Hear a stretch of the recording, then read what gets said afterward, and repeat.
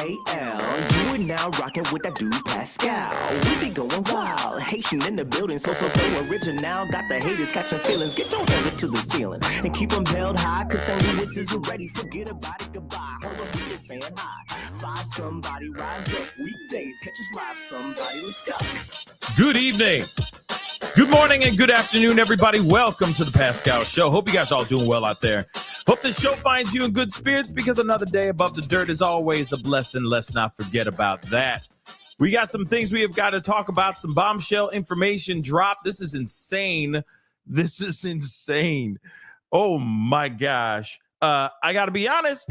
This is when I'm really happy because I'm happy that they're finally getting a whole bunch of stuff out here revolving around this whole case, okay? The Idaho 4, that's what we're here to talk about. There's some bombshells. There's some things that we got to talk about. There's a whole lot of documents. We're going to be blazing through all of it as best and as quickly as we possibly can. But there are some bombshell things in here that really do show something very interesting. So do me a favor.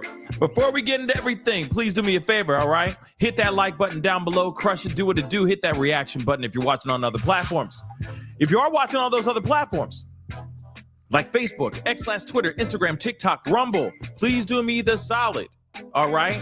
And simply hit that follow button on those platforms. I'm live and posting things on all those platforms, all right? So go and follow over there. Make sure you're subscribed here on my main channel. If you're watching on the YouTubes, go to my secondary channel, The Pascal Show Clips. I got a bunch of other things that I'm posting and talking about over there on the secondary channel. Again, it's called The Pascal Show Clips. A lot of things I'm talking about over there that I'm not talking about on this channel and vice versa. So please make sure you are subscribed to both. Make sure that notification bell is set to all on both channels. Please and thank you, because we are breaking news and we are doing a lot of these things is when the news is popping off. Okay? So make sure you do that. Hit that join button down below. Become a member. Check out my Patreon. Check out my locals. And do not forget to check out PascalMerch.com. All right? Really great stuff over there. So check out that store. I'm sure you're going to find something that you're going to love over there. Okay, guys. Okay, we got to get into this. This is, there's some really crazy stuff that's been going on. In fact, I want to pull up this first so we can get this straight out the way. Okay, because, and we're going to be returning to this. Trust me, we're going to do a whole look-see-loo, okay, into this very photo here. I gotta share with you because this is bad. This is BRYAN KOHBERGER. Hours. Okay, like basically the morning after everything went down on that fateful night, or on that fateful early morning. Okay? At the 1122 Kings Road, where four college students lost their lives.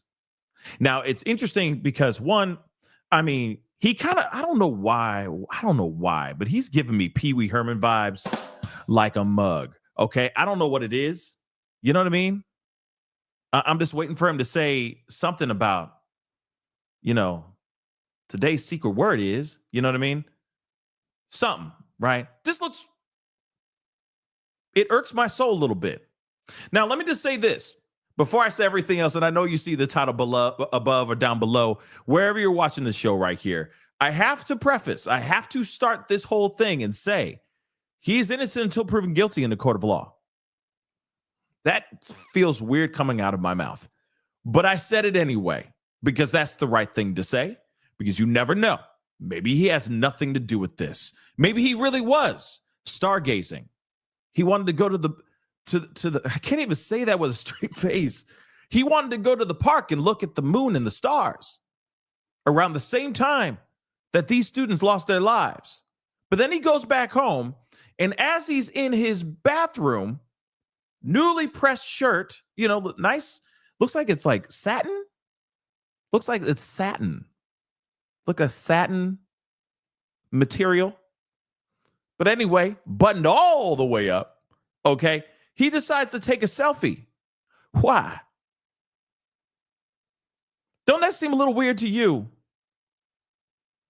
Or am I just the only one who's looking at this and going, no, something doesn't smell right. But that's just me. That's just me. Now, same morning, basically, he's in his shower, in his bathroom, taking a photo looking all fresh and clean and pale as ish. This is the reason why you eat meat, everybody. Eat the meat. I'm kidding. I'm sorry. It's just some vegetarians and vegans don't know how to, get the nutrients that they need. So they look a bit pale, a bit sallow. I said it. I got plenty of vegan friends in my life, and they're very, very healthy, and they look great. He looks like a damn puppet. I said it. Sorry. Pinocchio. Yeah, I know, because his nose is getting bigger as his team keeps on pulling out BS. But then again, like I said, innocent until proven guilty. I said it. I'm going to have to say it. I have to keep saying it until otherwise. But I'm telling you right now, to me, he's cooked. Sorry. Okay? I'm just keeping it a bean. All right? I'm just keeping it a bean. I just had to get that off my chest. There's no shade to any vegans. Hey, eat the hell out of them plants. Okay? Enjoy it. If that's what you want to do, that's what you want to do. Just make sure you're just getting the nutrients, getting the vitamins that you need, because you don't want to look like that man. Why does his skin match the tile in the back behind him? Why is he blending with the background? I'm just saying. He's paler than the tile in his bathroom. In fact, he is matching all the way. Like, I swear to God, if you looked at this really fast, you'd just see eyes and hair.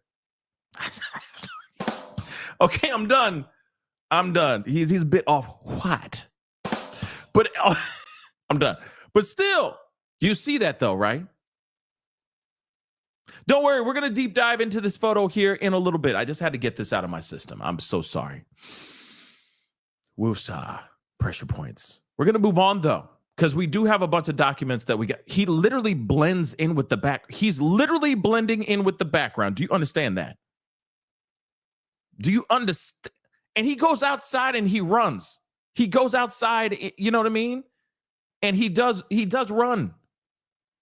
So he gets some sun to a certain extent. I know he's a night runner allegedly too, but still. This man so damn pale, he damn look like a damn vampire. What the hell's going on here?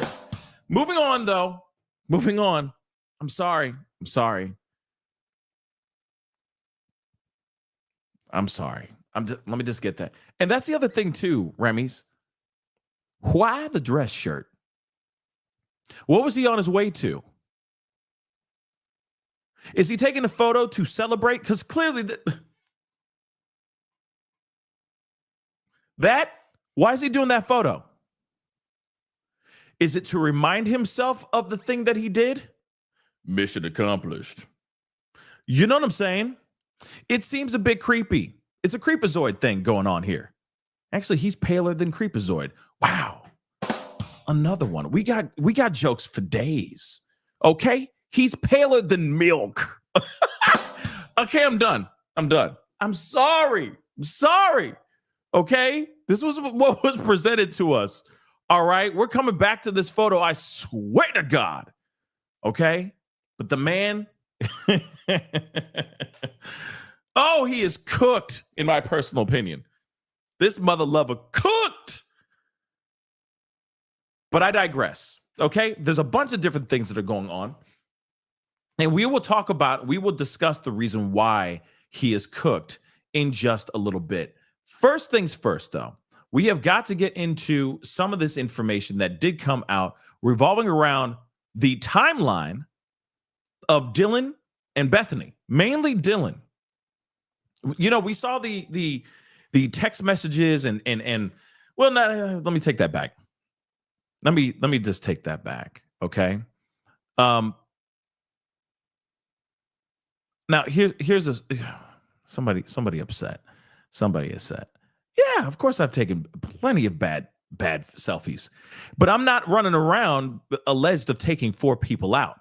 I'm just gonna say it, and I'm not sitting here locked up somewhere trying to say that I didn't do it when clearly we are now starting to see this man has something to do with these four kids losing their life. Period.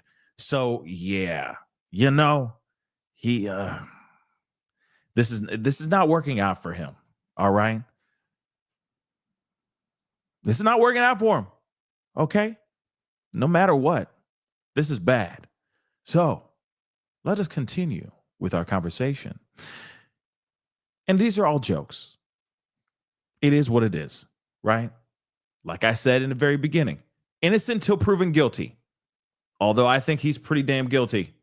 I think he's cooked. But now more than ever, well, not now more than ever, I still have, there's still something that's itching at me that feels like he may not have been the only one. But I don't know, right? We're only getting the information, as much information as they are giving us, nonetheless. Okay? A whiter shade of pale. Stop, Remy. Okay, stop. Okay, but he paler than loose leaf. Okay, damn. All right, I'm done. Just like I said, like when I tell you guys to wear sunscreen and moisturize, like, just get a little, just go outside, let the sun kiss your skin, get that golden brown, going on. You'll be okay. All right. It's good for you to a certain extent, But now we're starting to understand a little bit more about the phone calls and the text messages. And now we're understanding that Bethany may have taken photos as well. Like I said, I'm still trying to fully grasp and wrap my mind around this whole thing, okay? Because this is very, very interesting and very, very odd. Again, there were text messages and phone calls that we saw. But we're now starting to see when we comb through this, because we're not going through this like word for word, trust me, because it's a lot of paperwork. There's a lot. All right. We're not going through all of it. We're just going to comb through and get through to the bullet points. Okay. Get to the meat and potatoes, as some may say. All right. But you'll see there's new text messages being said in here. There's new information that wasn't in the documents that were originally released a few days ago, that when we went through and we're like, wait a second, these text messages don't make sense. They seem like there's a conversation that has happened between these text messages, but they just omitted them or cut them out. I still don't know why, right? I still don't know why. Okay. But let's get into this. All right, we got to get into some of the facts here, okay? So on November 13th, 2022, sometime before 4:19 a.m., DM observed a person inside her residence, most likely Kohberger, okay, which she shared with her 4 roommates at the 1122 King Road. So she placed several phone calls and sent several text messages to her roommates, which we all saw to a certain extent. But now we're going to get more information here shortly. The only roommate who responded was Bethany, Funky or Funk. They had 2 short phone conversations. That part is very important.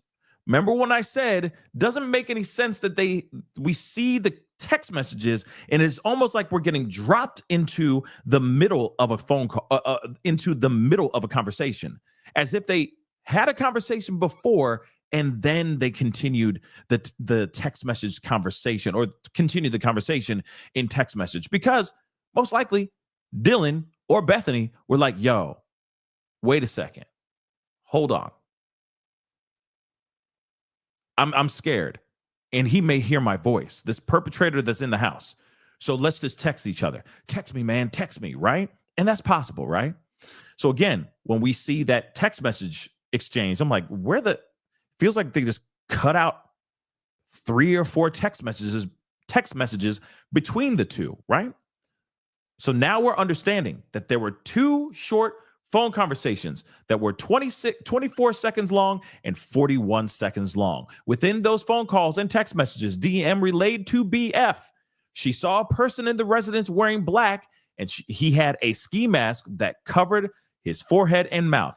What did I say earlier? Remember when we looked at the text messages, and Bethany did say, well, Xana was wearing all black. Why? Because it wouldn't make any sense without this explanation beforehand. But now we're getting that information. So I was right on that. I'm sorry. I got to clap on that. Bang, bang. Okay. So it is indeed a conversation that they did have. And she's like, Dylan was like, oh my God, I saw a guy, a person in all black. Oh my God, bushy eyebrows, whatever the hell she said to her, right? Bethany's like, hang up. I don't want to hear this right now. Like, I don't want to talk. Just call me right back or text me. Just text me. And then they started texting. And then Bethany, just thinking logically, going, well, maybe you saw something. You may have misinterpreted what you saw. Xana was wearing all black, wasn't she? Right? So let's continue. So approximately that same morning, okay, same day, just several hours later, at 11:56 a.m., a 911 call was placed from the 1122 King Road for a reported unresponsive female. The caller stated one of her roommates was not waking up. Transcript of the 911 call, page 2, lines 62 to 63. The caller stated, and they saw some man in their house last night. Okay. Moscow police responded to the scene, okay, the same day, approximately 12:09 p.m. MPD officer Mitch Nunez took a statement from Dylan on the scene outside 1122 King Road. Dylan told Officer Nunez she saw a male, not insanely tall, wearing all black and a mask that was just covering his forehead and mouth. So moving on, she repeated the description. He was a little bit taller than me. I couldn't really see much of him. And I'm almost positive he was wearing a full black outfit and had his mask that was just over his forehead and over his mouth. She gave the description a third time, repeating that he had a mask. He was an inch or 2 taller than her.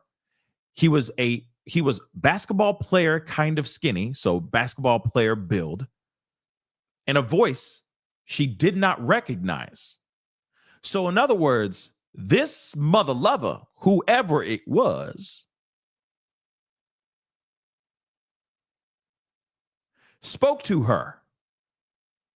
Remember, there was a story about the possibility of him saying something like, don't worry, I'll help you, or something like that. I'll set you free. I forgot what was being, it's been a long time. All right. And there's been so many different versions of this information. But remember that somebody's saying that they heard somebody say something in the house. She's saying that this man or this assailant did speak. So that's interesting as well. And she did not recognize the voice. So if it was, any of the friends, because obviously there's a lot of theories about, a boyfriend having something to do with this or anything of that sort, she would recognize the voice, right? But she did not with this particular person.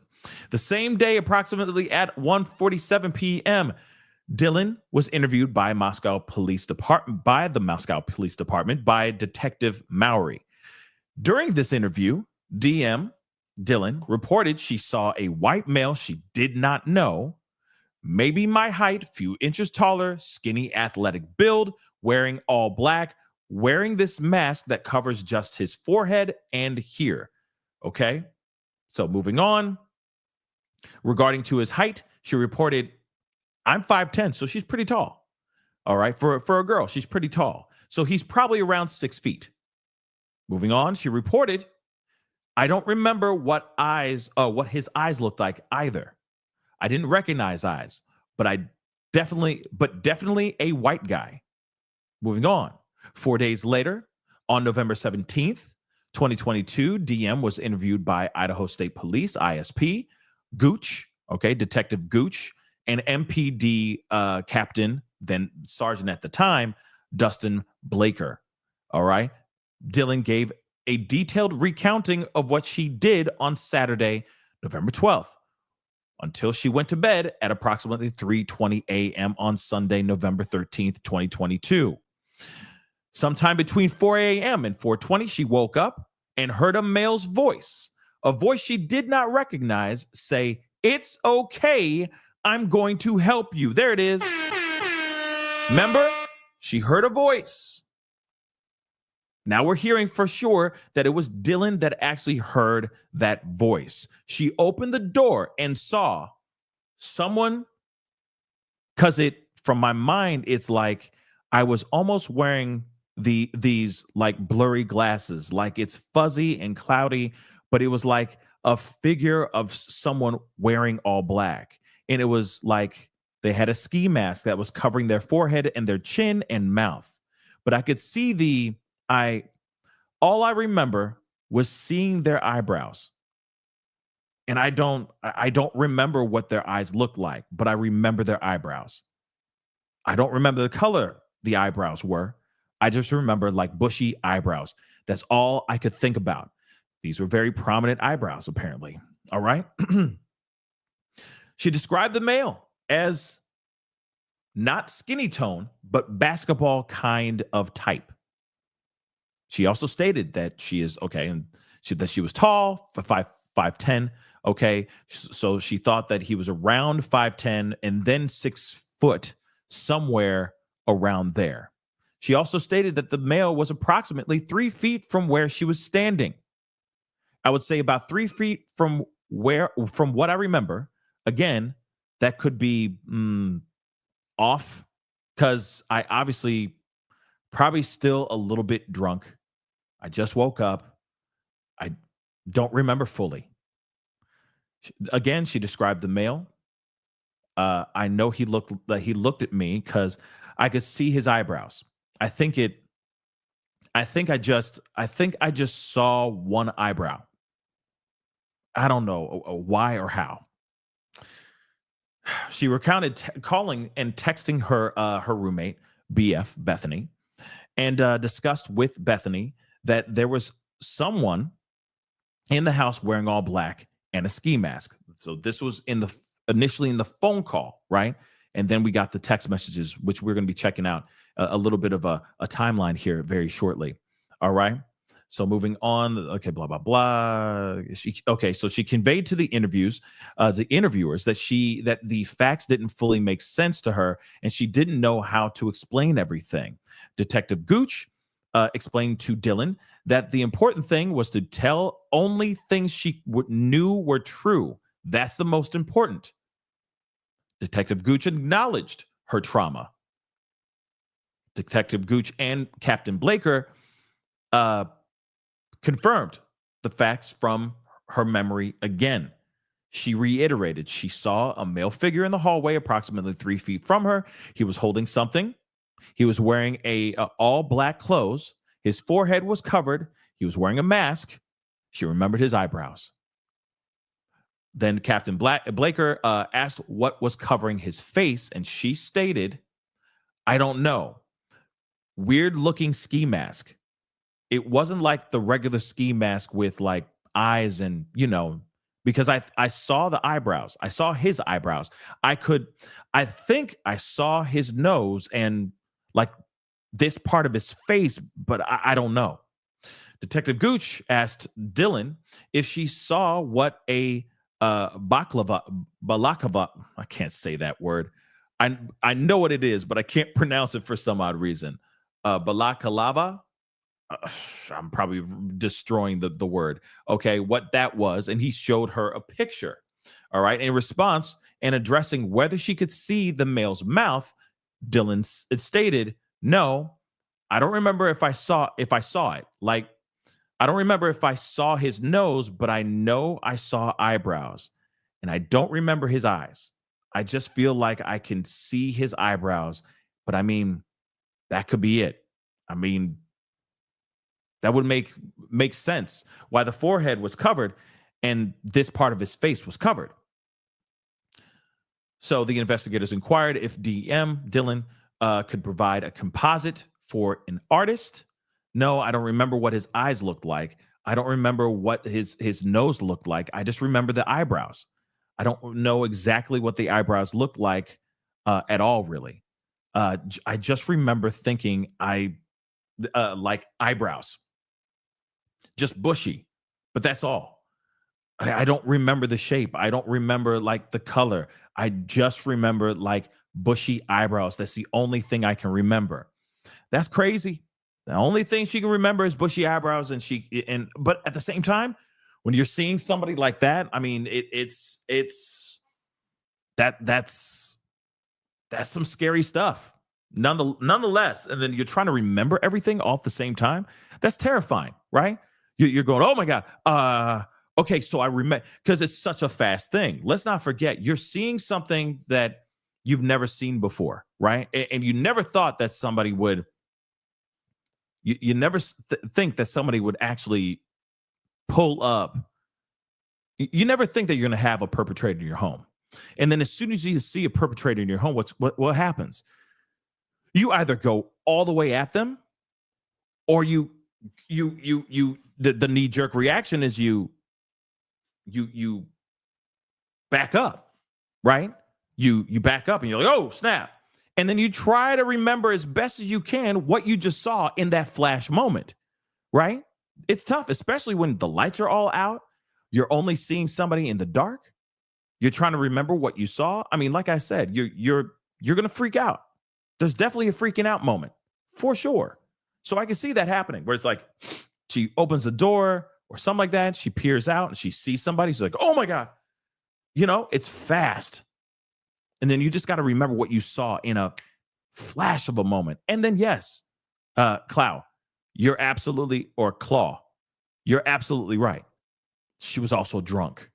So then you have to factor that part in, right? And I get it. Some people look at this and go, oh, but this, that means they don't got the guy. They don't really have. BRYAN KOHBERGER is not the culprit. He's the innocent. He's just being he's just the whipping boy. He's the scapegoat, right? I don't know. What they have stacked up against him right now is not good at all. Okay. But again, like I said, even though I was roasting him in the beginning with that selfie, I'm just gonna say it. He's innocent until proven guilty in the court of law. And it's up to that jury to figure out if he did it or not, right? But that is his team's job, is to present a strong argument and present reasonable doubt, right? So we'll see what happens with that. But let's continue on. On December 1st, 2022, 18 days after her first interview, Dylan was interviewed by forensic interviewer Williamson. Dylan gave a detailed accounting on Saturday, or detailed accounting of Saturday on the November 12th, 2022, until she went to bed on Sunday that night. Okay. Blah, blah, blah. She reported a man's voice, and it wasn't Ethan's. That's the other thing. It was like, it's okay, I'm going to help you, or I'm gonna help you, which is weird. She saw an all-black figure, about my height, maybe a few inches taller, skinny build, wearing a mask. Okay, I don't remember if it was just like one eyebrow or two, but it was just like this bushy eyebrow. Dylan texts Bethany, there is a guy in all black. That's what she said. Again, Dylan described the ski mask. I couldn't see any of his hair, but I remember just like seeing like it was like almost rectangular, like not the circle ones. It was rectangular because I remember seeing like just like, I don't know how to explain it. just seeing like this. Maybe I'd be able to see like a cross. Interesting. But I don't remember seeing his eyes. But I remember his eyes. But I feel like his eyes were there. I could just see like an eyebrow. I feel like that's how I know he saw me, because I could see his eyebrow. Like if I can see his eyebrow, he can see me. Interesting. That's interesting. I get what she's saying. It's just, from what I remember, I think he was like just like walking past that little wall and going towards the kitchen. And I don't know. I just remember seeing an eyebrow. I don't know why I just see one. It was just like one bushy eyebrow. I don't remember the color, like the full shape. I just remember it being bushy. She describes his clothing again, stating the male was wearing black long sleeves, black pants, and black boots. At the end of the interview, Dylan drew the mask for the interviewer. While drawing, she gave a consistent description of the mask and noted the eyebrows. I don't remember if I saw one or two. Like it was just weird. So on the 29th, BRYAN KOHBERGER was arrested in Albrightsville, Pennsylvania. The following day, on the 30th of December, Dylan was interviewed by ISP detectives Lake and Tollison in Coeur d'Alene, Idaho. Dylan was asked about BRYAN KOHBERGER. Dylan was asked, "Have you seen a picture of Mr. KOHBERGER?" She responded, "Yeah, I looked him up today when I found out." Moving on, regarding what picture she saw, she stated, "I've seen the mugshot one with the vest thing, I think." The interviewer asked, "This BRYAN KOHBERGER, the person that you saw in this mugshot, is that the person you saw in your house?" She says, "I have no clue. From what I remember, I just remember seeing this figure that was like not fat, obviously, but more of like the skinnier tone build and some mask on. I don't know what the mask actually was, but when I thought about it, it was just like covering here and here. I don't know if it was covering his mouth, his nose, or below his mouth and nose. I just remember knowing that he was white, but I didn't know how he was white. I just knew he was. And this was knowing, and this knowing, and this knowing there's and this knowing there's like I knew he had looked at me because of the bushy eyebrow. That's all I remember. But I have no idea what he looked like. I don't like when I look at his picture, nothing came back to me at all. So that like I don't know. I feel like like if I saw that, my mind would be like, "Oh, yeah, that's him." But it's just I don't remember it all.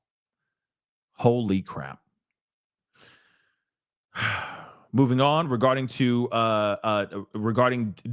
or Dylan telling Bethany the male had a big nose, Dylan stated, all I remember, but I don't remember big nose at all, like at all." It's like all I remember is like some bushy eyebrow in all black and some sort of mask, but it wasn't like one of those circles ski masks. That's all I remember.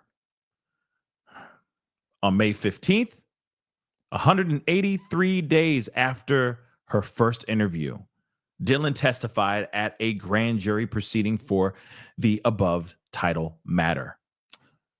So November 13th, 2022, she testified regarding, November 13th, 2022, DM testified. She woke up around 4 a.m. to noises, music, Murphy, talking, and or singing. She testified she opened the door and heard a man's voice say, "It's okay, I'm going to help you." And I don't know who the man's voice was. She testified she opened the door again and saw a figure in all black, which I believe was a person. I knew this person was white. I don't know how, but I just knew it. Knew it was male. I think I knew that because of the voice. The person was around my height or a few inches taller. And then I knew his build wasn't like scrawny and he wasn't fat. So I figured it was like a basketball toned, lean build. Regarding what the person was wearing, DM testified there was like form. I guess it's from what I think I remember, not form, but from what I think I remember, it was like a black mask, almost like a ski mask, but not. It just like covered the head and maybe up to the mouth, maybe more. I can't remember if it covered just the chin and the mouth or the nose or lower. DM testified the clothing was all black. She testified, well, the thing I can really remember was something about a bushy eyebrow. I don't remember seeing anything else, just something about a bushy eyebrow. Have mercy. Okay, let me wet the beak a little bit. What are you thinking so far, guys, on all this?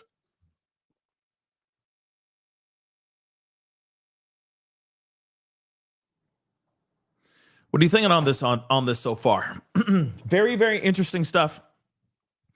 And of course, she's had time to think. You got to remember, there's a lot of time to think. And but then at the same time, if you're only remembering one bushy eyebrow, I don't know. It's like that's very, very interesting, right? I will also say this too. She may have only seen the side of his face, and that's why she only saw a bushy eyebrow. She may have only seen the profile, but she was like, I know he was white. And then that's the sad thing about it. It's like he was wearing all black. That's what she was saying in text messages and in other reports. But then now you know, over 100 some odd days later, she's now saying, oh, well, I don't remember all that. All I remember is a bushy eyebrow, right? And that he's tall, lean and tall, bushy eyebrow. Then when they say, do you think that this BRYAN KOHBERGER could very well be the guy? And then she's like, no, I don't I'm looking at him and I can't really sit there and say, that's that mother effer right there. You see what I'm saying? So this is very, very interesting, right? Very interesting. But that does not mean that they don't have their man, right? That does not mean they don't have their man. Okay, her statements are independently. Okay, blah, blah, blah. So let's get straight into the timeline of phone calls. I think it's on here. Where is it? Oh, no. We got to go back up. Sorry about that, guys.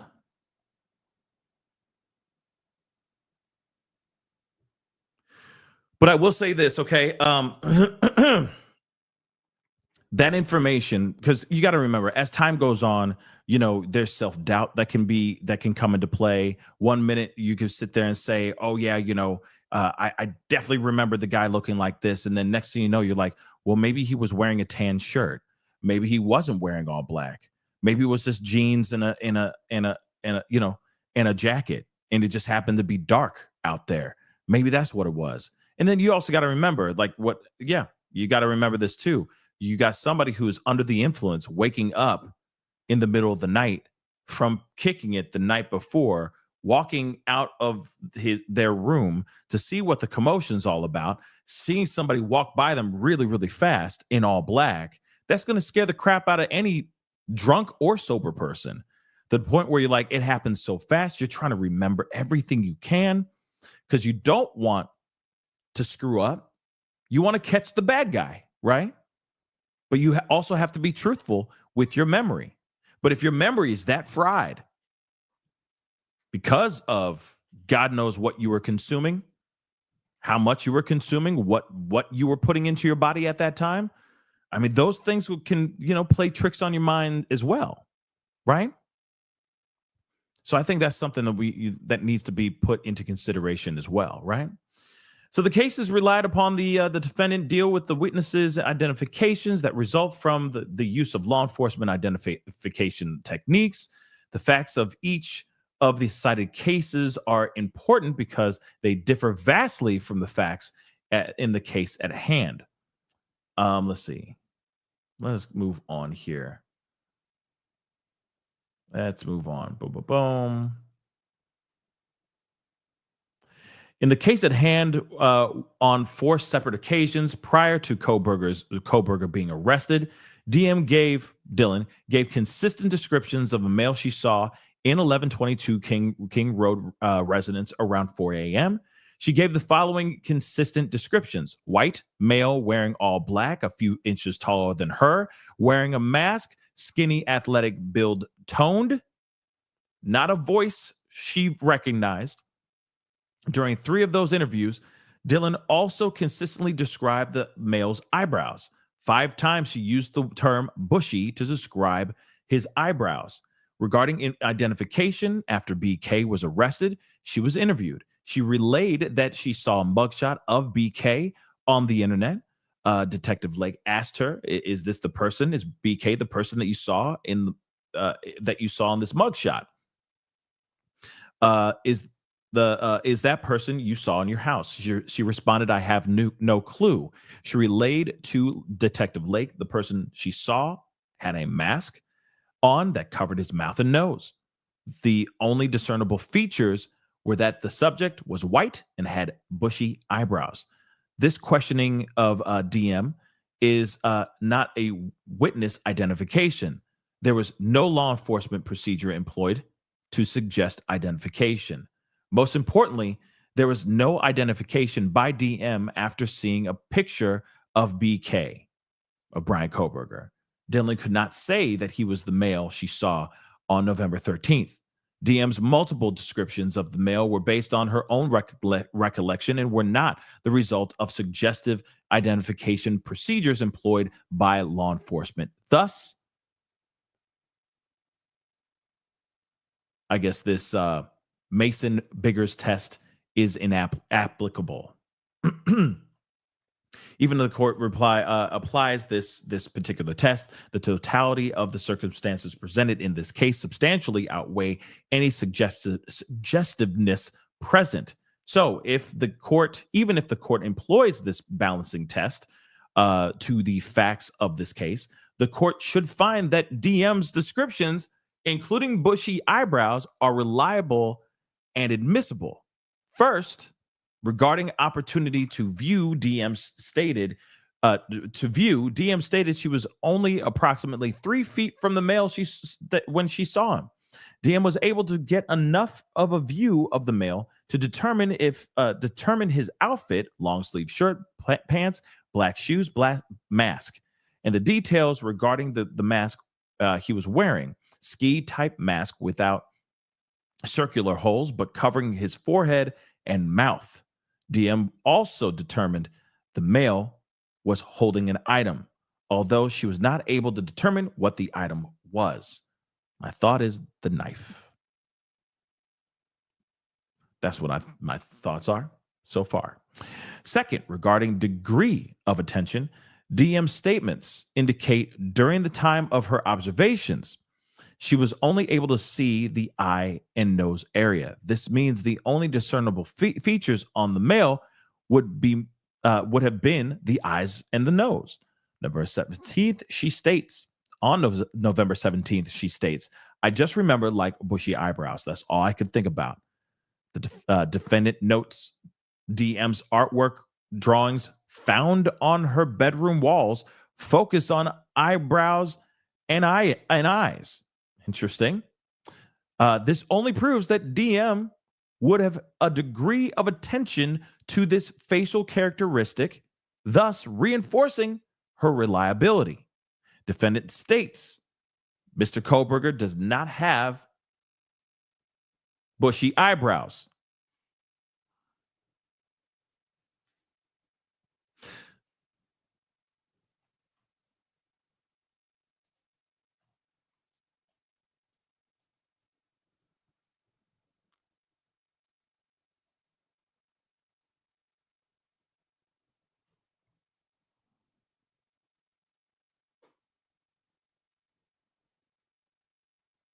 Okay, moving on. State intends to introduce photograph of Bryan Kohberger taken from his phone on November 13th, 2022, only hours after the homicides at 10:31 a.m. So that's at the bottom, what I just showed you guys. Whether or not Bryan Kohberger can be described as having bushy eyebrows is a factual determination to be decided by the jury. I'm sorry. Okay, moving on. He don't have bushy eyebrows. Mother lover don't have bushy. He don't have bushy eyebrows. Okay. Third, regarding the accuracy of the description, Kohberger matches DM's descriptions. Male, white, skinny, athletic build, a few inches taller than her, who she happens to be 5'10". Not someone she knew, with bushy eyebrows. BK's driver's license listing him as 6 foot. Okay. Photograph taken by, showing his eyebrows. And that's what's crazy. It's the same mother-loving night, or the same mother-loving day, hours after these 4 lost their lives. He's taking a photo in his bathroom doing this thing. I want to know if he sent that to somebody. Because you never know. Maybe he sent that to his dad, like, love you, Dad. You know what I mean? Thinking of your dad. Hey, Mom, how's everything? You know what I'm saying? Like, I want to know who. I want to know who, if he did take that photo to send to somebody, who did he send it to? Right? But moving on. Fourth, regarding the level of certainty, Dylan texted Bethany a description immediately after her observations. She was interviewed on 5 separate occasions, and she provided grand jury testimony. Dylan, without fail, gave the same description, which in and of itself indicates her level of certainty. On November 17th, 2023, she relayed to investigators she was suffering from trauma and was unsure of what is real or not. Dylan admitted many times she was probably still intoxicated. She definitely was still intoxicated for sure. But moving on. I don't know if I was still drunk. No, you probably were. Probably was. She definitely was. Probably was. I don't know for sure. I was really asleep. I like woke up out of nowhere. And I was obviously probably still a little bit drunk. I just woke up. I don't remember fully. Admittingly, Dylan made statements such as, I believe I was also very drunk. I don't know how much of this is real. Like, I don't know if my mind was like doing whatever. I don't know any of it. Like, half of the stuff, I don't know if it's a dream or if it's real. I have no clue. Well, it was definitely real. And no, it was not a dream. But yeah, you were definitely drunk. That is for sure. But that still does not change your recollection of something, right? You saw somebody in all black. That is a real thing. It's not like you just woke up and saw a figment of your imagination just materialize right in front of your face. That seems a little bit weird, don't you think? Then also on top of it, what else could she have been on that would make her feel like she's hallucinating, right? That she's in some dreamlike state. Was she doing something else? Was she tripping balls on something? You see what I'm saying? So there's some things you got to put into consideration. Or she just consumed a crap ton of alcohol and stumbled into her bedroom, passed out, woke up from still in a drunken stupor, and saw all this stuff. You see what I'm saying? But that still does not change the fact that there was somebody in that house, because 4 people are gone. So there is no dream, like sequence or or whatever, as she says here. But the investigators told Dylan they only wanted her to focus on what she knew was true. That's the most important. She agreed. After this, Dylan provided the same descriptions with absolutely no variance. Dylan also made it clear that the eyebrows are the features she most clearly remembered.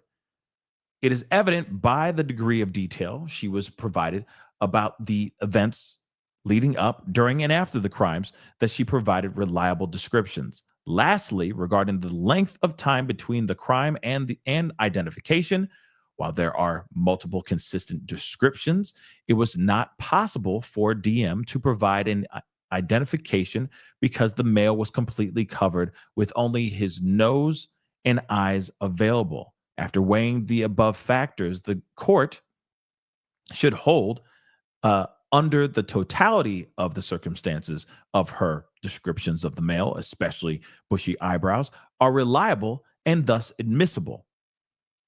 So her statements are relevant and admissible, which we basically are going to be saying. He's going to be saying the same stuff over and over again, pretty much. Okay, but let's see. And of course, she's competent to testify because clearly she was there. She's somebody who saw him walk into the area and all that, like walk right by her and all that. Let's see this. The defendant has already tried and failed at challenging DM's competency in previous filings.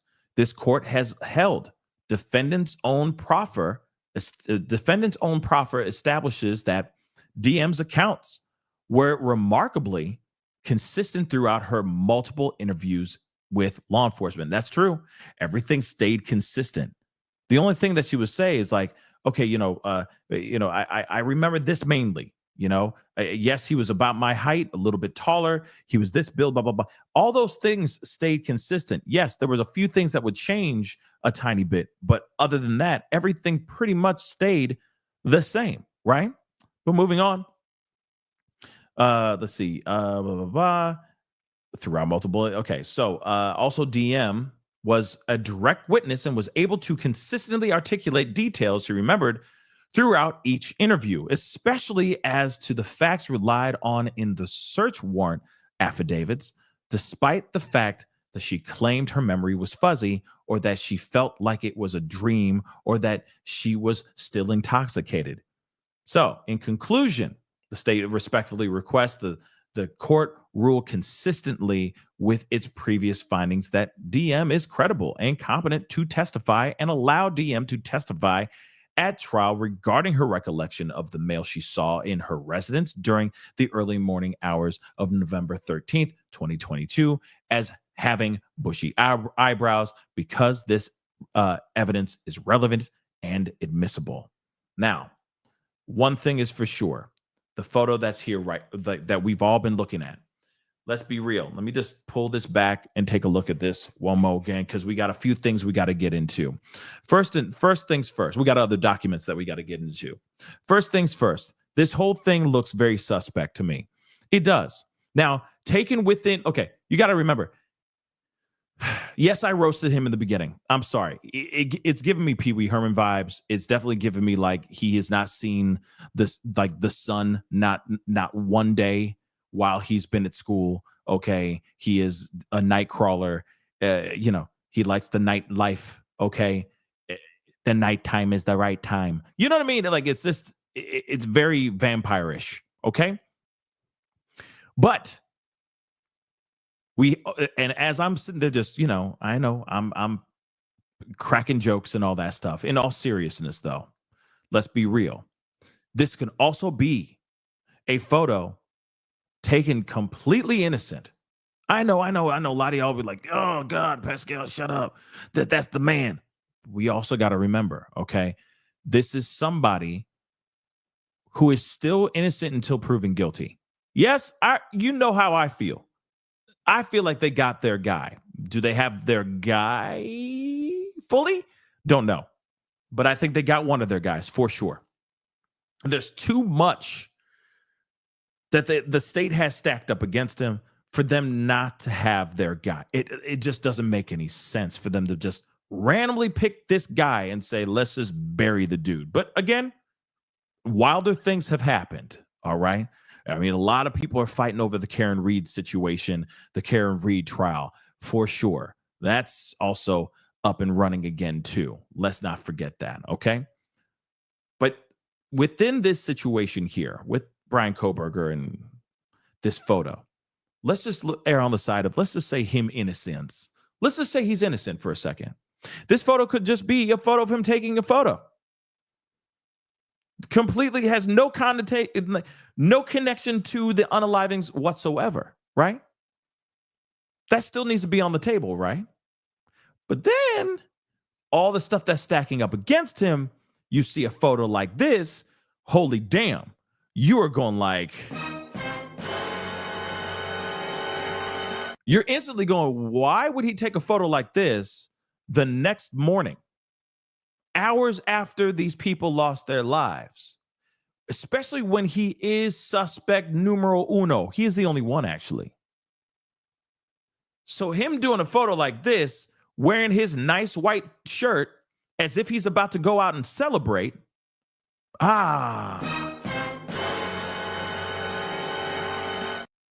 Like he's out there to celebrate. Think about it. He about to go and get himself treat himself to a big plate of mushrooms. I don't know. I don't know what vegans eat. You know what I'm saying? It's just a whole plate of grass sauteed in dirt. I don't know. Okay.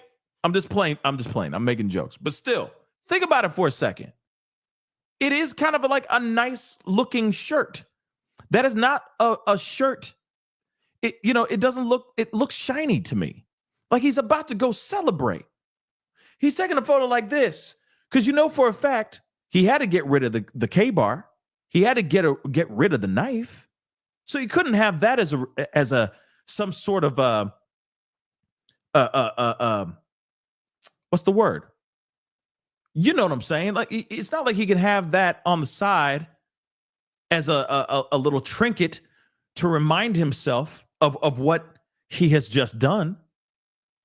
But it's almost like he's wearing his Sunday best.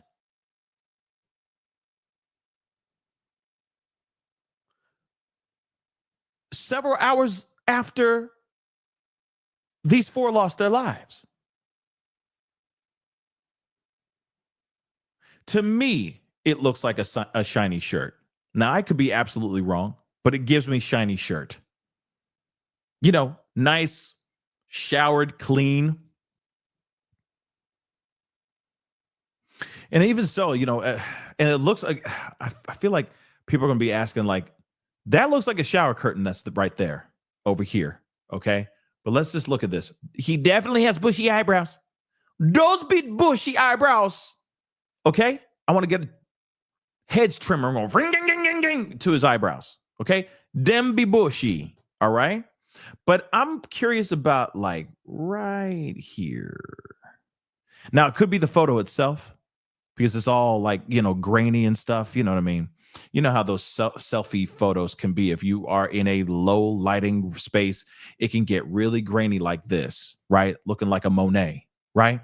But as you get closer, it just feels like maybe there's a little bit of something here, right? Like maybe he got hit in the mouth. Okay. And then, I don't know, there's, maybe this is questionable right down here, right in this area.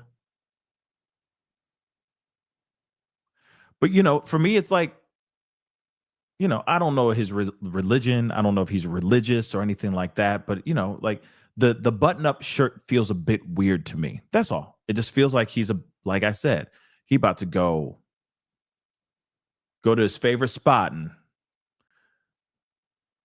eat the best tofu he's ever had in his life, But, I mean, I don't really see anything else. I mean, this could be something here.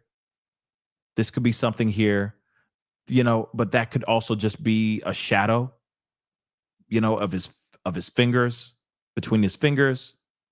So again, it's very interesting. The shirt just seems shiny to me. It just does. But then he's taking a photo in the bathroom, and he's looking fresh and clean. And again, if he is innocent, okay, erring on the side of innocent for a second, this is just a guy getting ready and taking a photo. And maybe he was sending this photo to somebody to be like, hey, I'm ready to go for our brunch. Can't wait to see you. Right? See, Cicada is saying with no shower curtain. This looks like this is a shower curtain right here, sweetheart. Right here. That looks like the shower curtain is right there. But this is very weird. This is a very weird photo, given the context of what we're talking about here. It seems fairly on the nose for someone like this who is being said to have trying to exact possibly the perfect murder, to do what he did and be successful at it. Let's be real. If the targets were only those 4 people, then that tragedy was a success in the eyes of the monster, right? So he could be on cloud freaking 9 right now saying that he did what he did. But he can't keep trophies. He can't keep little trinkets to remind himself of that day that he did that thing on that early morning of November 13th, 2022.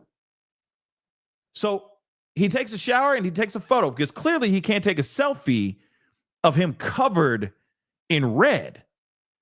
Clearly he can't do that because that's incriminating. That will throw his ass in jail if he's ever caught, right? But he's got to take a photo. Look at me. I did it. This also this is crazy. But this also reminds me of, does anybody remember the movie Memento? It's like one of Christopher Nolan's movies. It's fire. It's a crazy movie. But there is a moment in the movie. If you haven't seen it, I don't want to ruin the movie for you. But there is a moment in the movie where the guy is taking a photo and he's pointing to a particular place on his chest because he has tattoos all over his body. And in the movie, he has no short-term memory. So he tattoos really important things on his body to remember certain things, especially while he's trying to find the person who took the life of his wife, right? So this one particular special place on right above here is supposed to be the spot where he's like, it's supposed to be when he finds the monster that took his wife's life and he takes his life. Okay, he gets the revenge. He was going to tattoo right there like, I did it. You know what I mean? Like, guy has gotten that kind of thing. The monster's been taken, right? And there's a photo of that to remind him of the thing so that he knows that he has it, right? That he knows that he accomplished this thing. And he also takes these Polaroids throughout the entire movie to remember certain things, and he'll write things on it like, don't do this, don't do that, you know what I mean? Don't go over here, don't trust this guy, he's a liar, so on and so forth, right? And so he'll have these stacks of Polaroids in his hands, and anytime he runs into those people, he'll be like, do I trust it? Okay, he will help you, he's a good guy. Okay, I'll talk to you, right? But in this one particular moment at the end of the movie, he allegedly does successfully take the life of the monster. He takes a photo saying that he did it. He's pointing to the area where the tattoo is supposed to be, right? And so when I see something like this, I instantly think that this is his way. Again, if it is really him who did this, this is his way of letting himself know, I did it. I accomplished the impossible. I did what I thought I never would be able to do. I did it, and I didn't get caught. Here's a photo. So now anytime I go back, I could look at that and go, man, I did that thing. because he can't have their personal items in his home or anything of that sort, right? He can't have that K-bar in the house. Of course not. That's dumb. That's very dumb for him to do something like that. Extremely dumb. So what is he going to do? He's going to take a little bit of a photo, excuse me, so that he has it. So he has that moment and he can keep going back to it and going, oh, I did it. I did it. No one else needs to know. Okay? But I know. I just committed the perfect unaliving, right? But we'll see. We'll see what happens. Okay? And don't worry, Real Plant Diaries. We're getting to that Amazon stuff here in a second. Oh, we definitely are. Okay? We definitely are. But we're going to get into the phone conversations because we definitely need to go into that as well. Okay? Because now we're getting a more of an understanding of the phone conversations that Bethany and Dylan had during and after this whole thing went down. Okay. And before, let's not forget that too. There's more information that is explained here as well. All right. So let's go back here. Defendant's objection to the state of motion, blah, blah, blah. Okay. The state is seeking a select portion. Oh, by the way, I forgot to say this, guys, real quick. Let me just get these before we get into this. Okay. I appreciate all y'all for being here. It really means a lot. Okay. Thank you. Okay. Thank you so much. S-Dubs, again, thank you so much for being a member. I appreciate it. For over 2 years. That's amazing. Real talk. Thank you so much. Some of us only know red. Hit that like. I don't remember what that's pertaining to. I'm sorry. That was a while ago, so my bad. All right, I'm just getting to him now. Corey, thank you so much for the love. This case gives me a headache. Yeah, I think it gives everybody a headache. You know, it's crazy. Kick your rage. Yes, it is a trophy photo. It's a trophy shot. Thank you. Yes, exactly. It's like I did it. Mama did it, but I can't tell my mama. But I'm gonna tell me. You know, and then he can kind of go back to that every year around this same time and reminisce. You see what I'm saying? He's an odd duck. Let's not forget that. Okay? He's an odd duck. Period. Everyone says that he's a little bit weird. Keeps to himself. Other students are saying that he is cool with dudes, but mean with girls, gives women a hard time, all that stuff. All right? So clearly clearly there's something up with this guy. And I can see somebody who is idolizing these serial monsters, trying to get in that same fraternity of bloodshed. Think about it. But he knows better than to keep something that could link him to the unalivings. He's going to at least take a photo. Photo ain't going to hurt him. The other thing too is, even so, let's go back to that photo one more time. Because the BS, in my personal opinion, is a BS excuse. Because during the time this whole tragedy was happening, he says he was out in the woods, hiking and looking at the stars and the moon.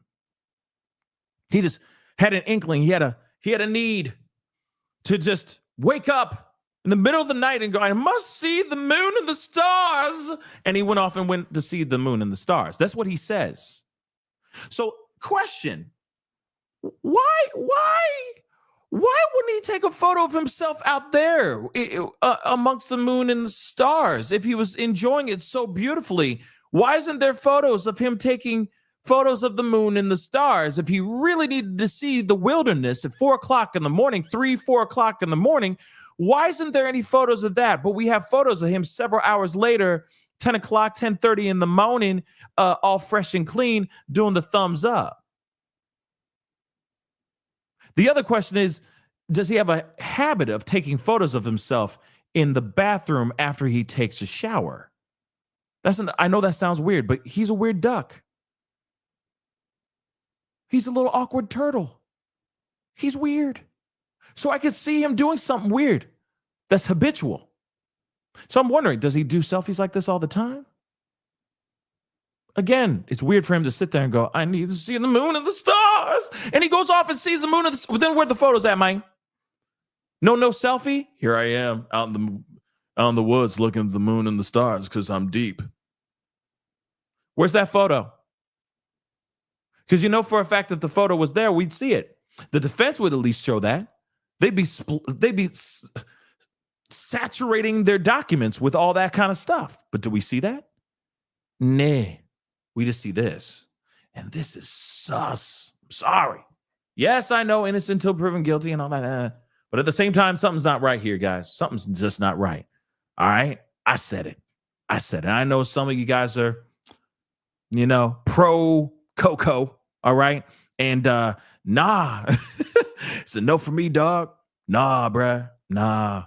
This man cooked. But let's continue on. So, let's see. So blah, blah, blah. Okay, communications, interactions with social media during the hours established by the state. All right, so this is interesting. Dylan and Bethany, their phone records for phone activity during the state's timeline. So this is all very important stuff, which will now start to make more freaking sense. Real talk. First, 2:10 a.m. Dylan is texting EG, the Uber driver. Now we understand what she was texting him about. She's inquiring him if he is still driving. So 3 minutes later, he texts back to her confirming, yes, I am driving. Then about 40 minutes later, MM calls Bethany. All right. Then 3:51.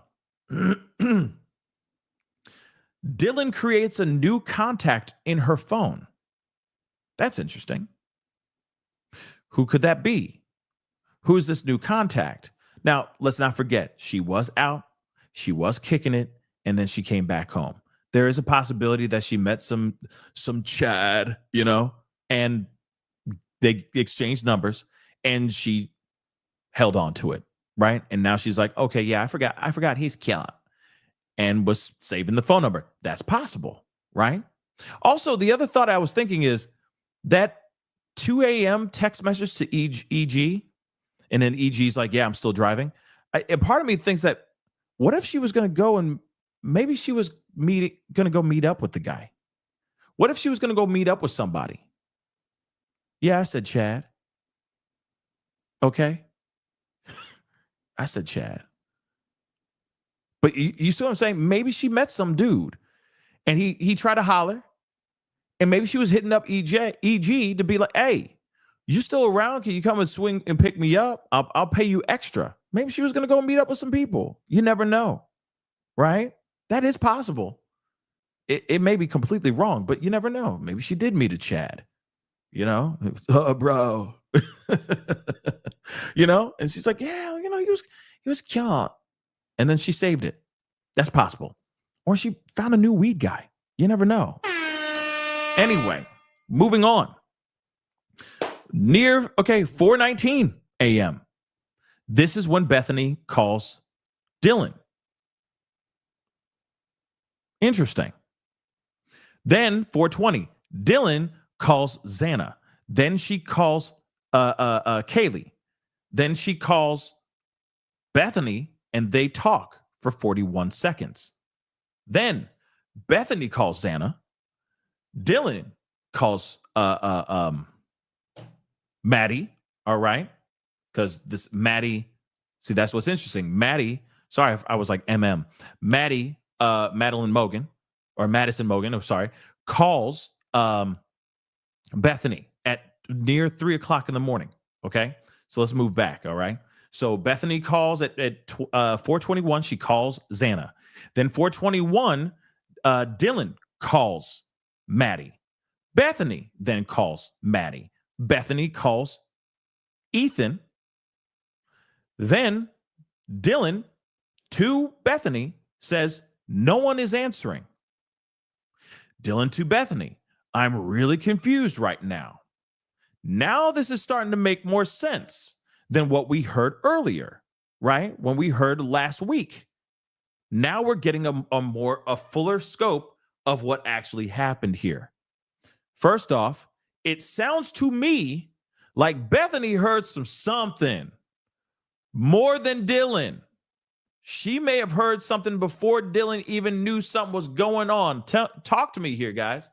Look, 351. Dylan creates a new phone number, a new contact on her phone. It may be a dude she met. She may have found a new plug. God knows what happens, right?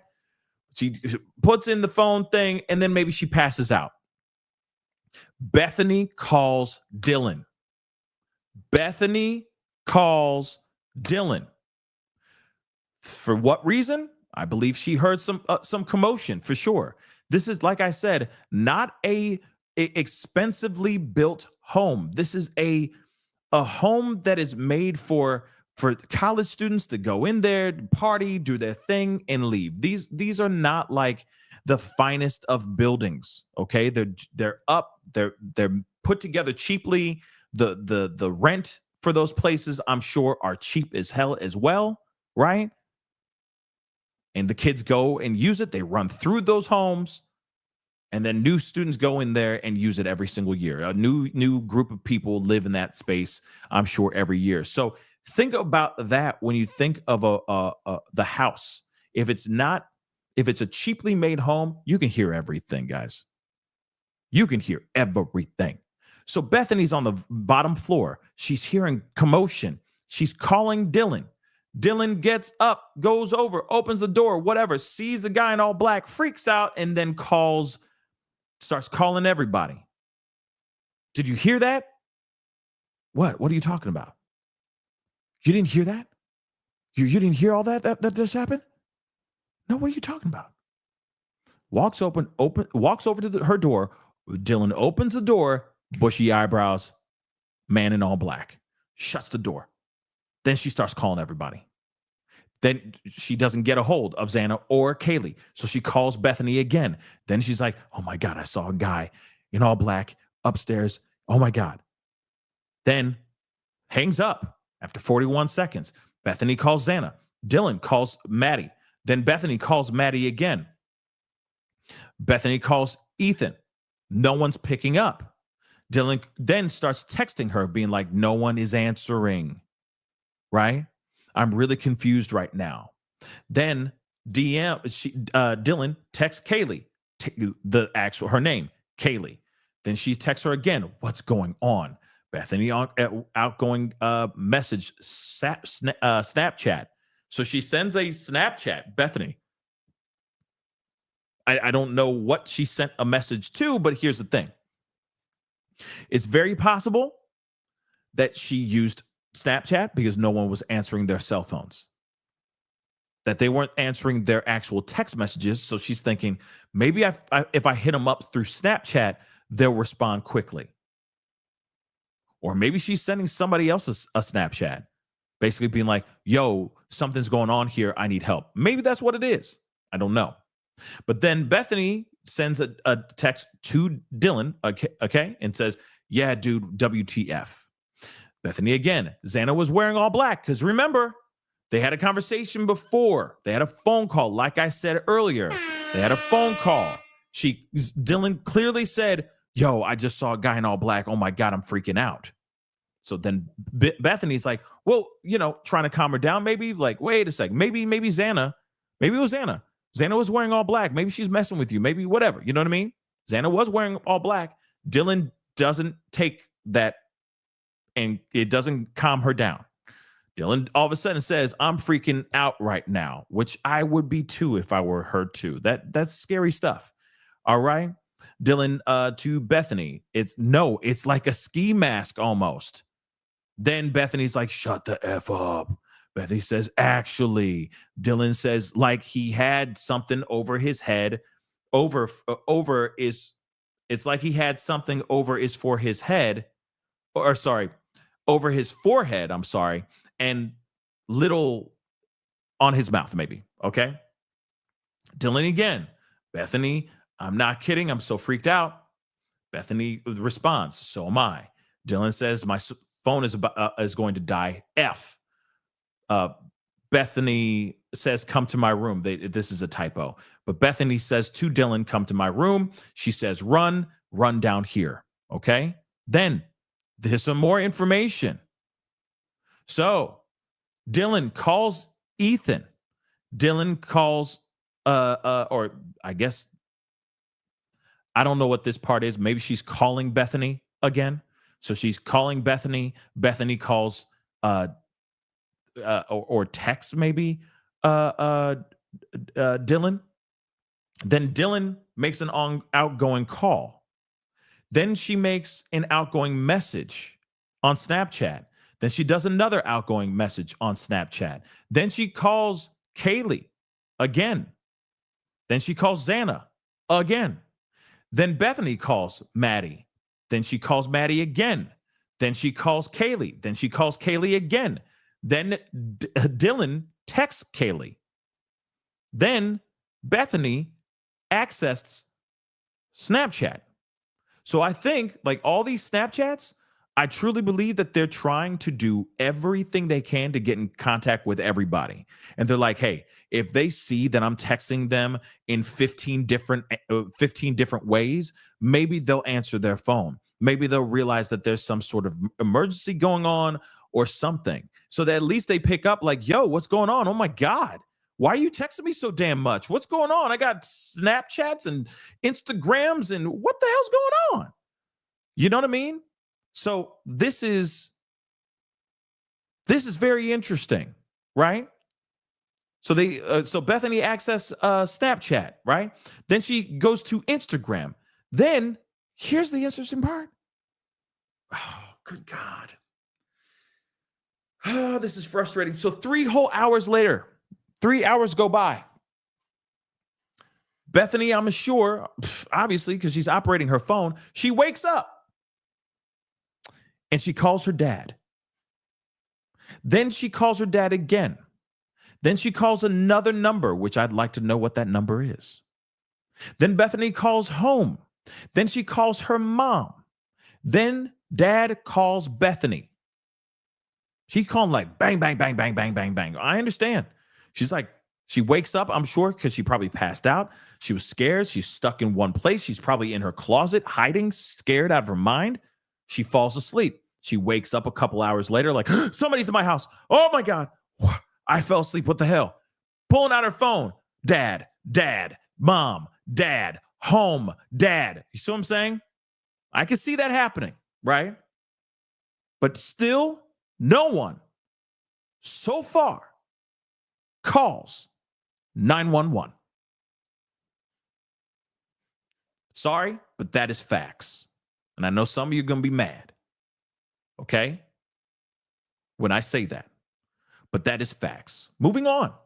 And the other part, I'm going to say that in a second. Let's just get through more of this timeline. So, dad calls BF, okay, Bethany. They finally get a conversation, I'm sure. Meanwhile, Dylan is on Instagram for 2 hours. Bethany takes photos from 8:41 to 8:42 for 1 minute. She takes photos on her phone. Why? 9:04 a.m. mom texts Bethany. From less than a minute, DM messages, incoming and outgoing Snapchats. Then she goes on to her Instagram. Then she goes on Indeed. Then she goes on messages, incoming, outgoing on Snapchat again. Then she texts Maddie again. This is about, wow. So she was doing text messages and incoming, ongoing Snapchats and all that for 20 minutes, a little less than 20 minutes, 19 minutes. She was doing this. Yeah, she went on Indeed. I don't I don't know. I don't know. I think she was trying to reach out to people as many ways as she could. Maybe she was freaking out and she's like, I need to reach out to as many people as I can. I don't freaking know. But she went to Instagram. She went to her DMs on incoming and outgoing on Snapchat several times. Now, one thing I do have to say this too, I still just don't understand this. Just saying this really quick. All right. We're going to move on. Bethany calls her mom, dad, home, dad, mom, dad, home. Dad calls her, mom texts her. Why wasn't there a 911 call made, or why didn't the family, parents, or anything say, call 911 right now, honey, right now, I'm on my way? You see what I'm saying? And I don't know if Bethany's family live in the area or live in Idaho. I don't know her personal life.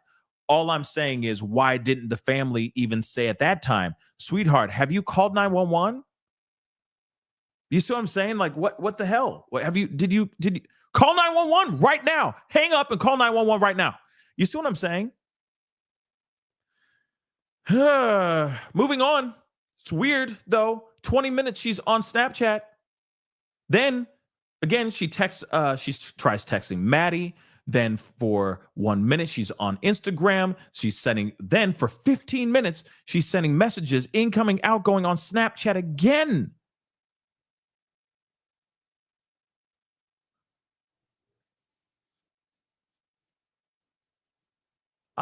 Okay. JM then texts Bethany. All right. That's at 11:21. Then for DM for over 30 minutes from 10:56 to 11:29 a.m. she's on Instagram and doing messages on Snapchat. What? Then 11:29, damn near 11:30 a.m. in the morning, DM texts Kaylee again. Then she's on Instagram messaging and messaging on Snapchat. Then she goes on Yik Yak. Then she goes on TikTok. Then she does text messages on Snapchat again. Then from 11:39 to 11:40 a.m., she texts her dad, and they're exchanging text messages at this time. I think it's like I think Yik Yak is like a in school or in campus messaging program app that they have where they can message students.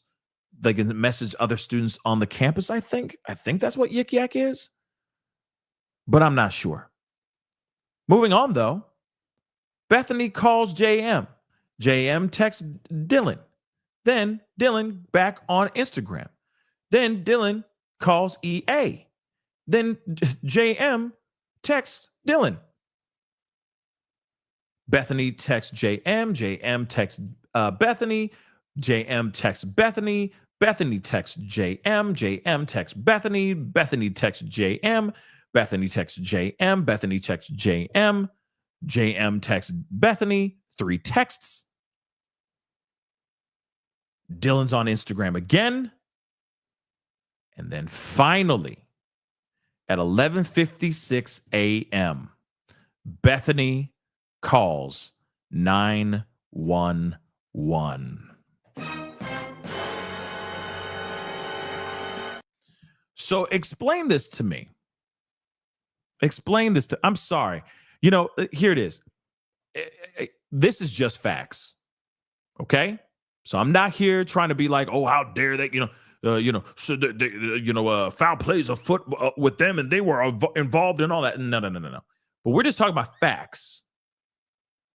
Let's go back to this for a second. Just for a hot minute. So Ish hits the fan and they're freaking the F out, as they're saying in the text messages around 4:24 a.m. in the morning. So all this craziness has happened, right? Craziness has gone down.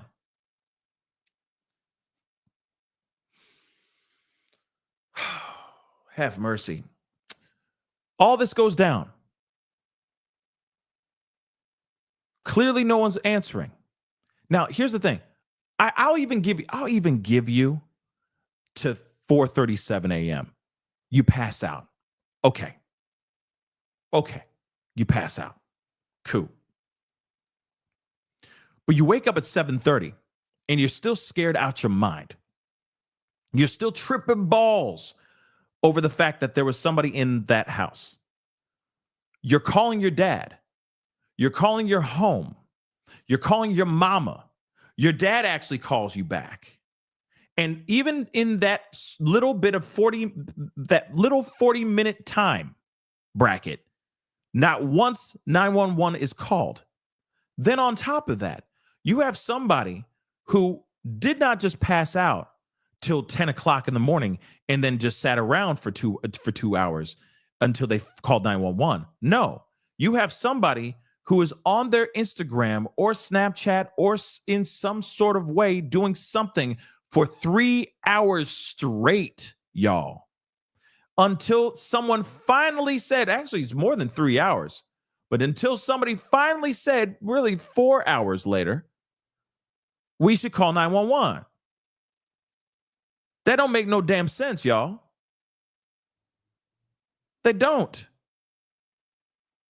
And it doesn't help the narrative that's out here, the theories that are running amok right now. Everybody and their mama going ham with the whole, oh, it's a trap house. Oh, it's this, and this. Oh, Dylan and Bethany were involved in this whole mother-loving thing. They were the other two, right? They were the other two assailants. It was Kohlberger and them twos. Now, here's the thing. Yeah, this timeline is terrible. And it does make you wonder, why? Why did it take them that long?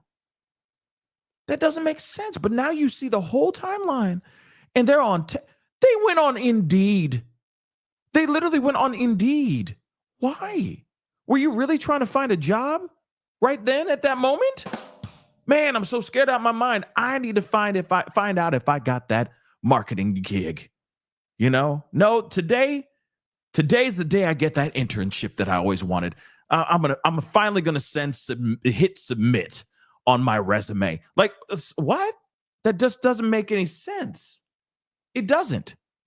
So again, the only other thing I could think of as to why they were on like Instagram, Snapchat, and all that stuff, the only other thing I can think of, which wouldn't take very long to figure things out, is if they went to see the other roommates' Snapchat stories and Instagram stories. Now, hear me out. Hear me out for a second. They may be going through all that stuff just to see if they ever went home. Maybe there's footage of them like, getting pizza and then going home, right? Or there they are in Maddie's room or, Kaylee's room acting a fool in a video. You see what I'm saying? Or, there's Ethan at his frat party with Xana, and then they left back here. You see what I'm saying? So I could see them going through those things just to see if there's any updates, anything changed. Also DMing these people, trying to see if they are going to react or respond to their DMs and all that stuff. But still, though, you're going on all of these people's accounts and not once, while you're scared out your mind, okay? While you're scared out your mind, not once does it cross your mind to call 911. Then the other thing, too, is I can see why some people will sit there and go, oh, JM, I think that's Jack. Jack is texting and talking with Bethany. Why are they calling him before they even call 911? That makes no sense, too, right? Now, I know the theories can go crazy at that moment right now of the whole trap house. Maybe there's paraphernalia, some type of substances and some type of stuff over there. I don't believe all that, but at the same time, maybe they're texting to see if he was in the house.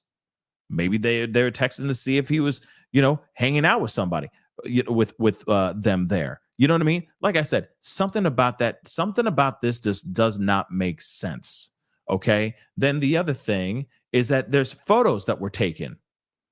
8:41 and 8:42 a.m. in the morning. Bethany takes photos. What is she taking photos of? Photos of what?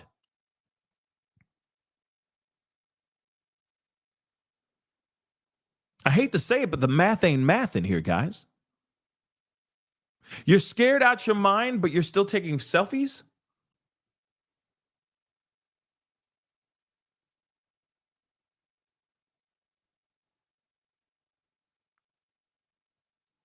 You see what I'm saying? What are these photos of? What are you taking what are you taking photos of? Maybe it's a photo of a phone number that you're supposed to, that she doesn't want to forget. Maybe she looked something up online and she wanted to get that photo so she doesn't forget it or something like that. I don't know. Take a screenshot of it so she doesn't forget. But like I said, that does not make any sense, y'all. They had plenty of time to call 911, and I still would love to know with Bethany's parents, because she ends up talking to her dad at some point. So I'm wondering, for at least for 20, 30 minutes, because between the time that the dad called her and the time that she takes photos, that's about 30 minutes.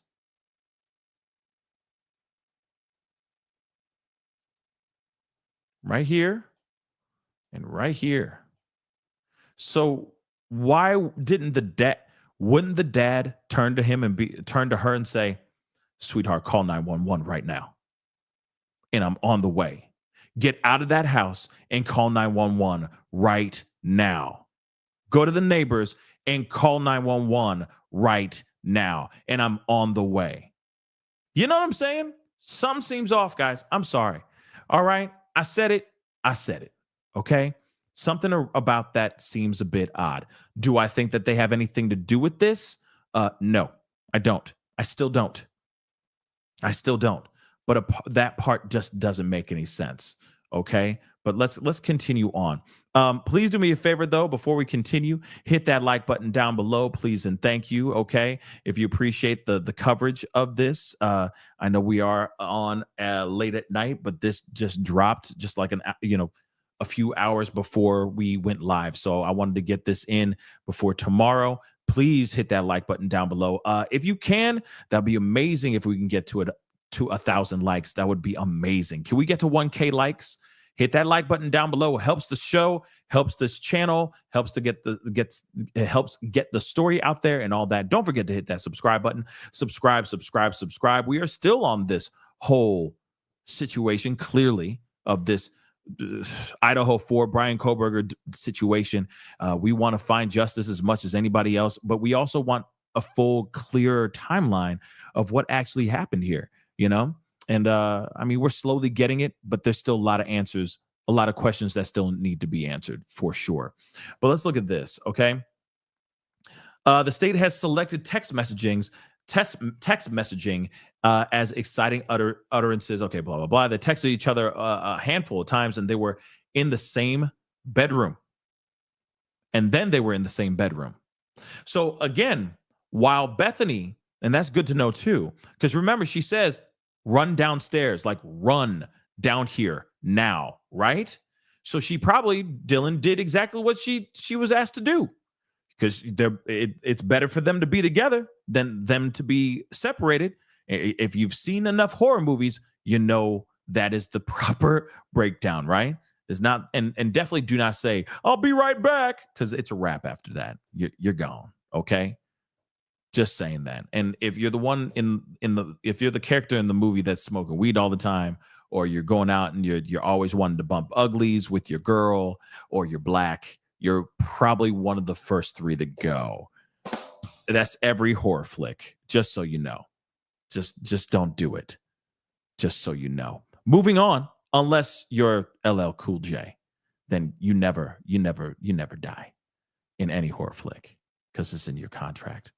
Moving on, though, we now understand that they were in the same bedroom, okay? So they were together with the ability to talk to each other. They were not asleep for 8 hours. The messages the state seeks admission of as expectations to hearsay began with a call and message about being confused. After texting each other and unsuccessfully speaking with any of the roommates, the pair were together. The state is looking at the messages with the belief of hindsight. Then the analysis has to be done in the moment that the utterances were made. Text messages in this case. DM Dylan first claims confusion. Then, after communicating with Bethany, claims fear to leave her room. Despite her stated fear of leaving her room, she does so and joins Bethany downstairs. To get to Bethany's bedroom, DM passed the front door of the residence. So Bethany was steps from the front door. Neither of them left the house. Neither of them called friends, family, or law enforcement for help. Instead, well, they called family. They did call family, not immediately, but they did. Instead, both have a substantial amount of activity beginning in earnest less than 4 hours after Dylan made her way to Bethany's room. Bethany and Dylan communicate with friends and parents, and Dylan is on social media. The second grouping of the message, the state claim fit within the exception to the hearsay rule are those of Dylan to her roommates beginning at 10:23 a.m., 6 hours later. The state claims Dylan woke up and realized her roommates had not responded to her earlier texts. The state is wrong. Dylan was awake. She was messaging on Snapchat. She was on Instagram, and she texted with her dad. And this is not an exhaustive list of activities on her phone. She was with Bethany, who was also communicating with her parents and then later friends. Interesting. Now, of course, this is obviously a filing made by the defense, okay? And they're also trying to paint this out to be like, look how suspect this is, right? They had plenty of time to call 911. And what did they do? They didn't do that. They did the exact opposite. She's on Instagram. She's texting with her dad, at least Dylan is, right? While Bethany's on her phone, texting her, calling her mom and dad and the house line and all that stuff, trying to get in contact with everybody, right? And then, of course, texting friends and all that as well, right? And I get that the time or that the defense is going to do everything they can to try to sit there and go, well, it can't be Kohberger. Look how sus the timeline is. Right? I get it. I do. But do I think that they have something to do with this? Hail to the no. I really don't. I really don't. It is a suspect timeline. It really is. And I wonder why there's photos that were taken. But here's the thing, though. Here's the thing. We saw a photo. Let's just pull that back up again before we move on to the next piece of documents. We saw a photo of Cobo. We saw a photo of Coco. They presented this. So why haven't they presented the defense? If there were screenshots or photos made, why aren't they showing the photos in their documents then? Think about that for a second. Oh, she took photos. She did this, this, and this. Where are those photos? And if they were deleted, you can definitely go and you could definitely pick that. You can definitely get it. You know, that technological witchcraft that they do. They can get that stuff. And be like, yeah, this is what she took a photo of, and then she deleted it. Here it is. So bushy eyebrows Coco out here has a selfie that he made hours after this tragedy. If there are indeed photos that Bethany took of God knows what, it could have been of a fern. It could have been anything, right? They should be able to present those as exhibits, right? They're doing that to Coco with his bushy eyebrows.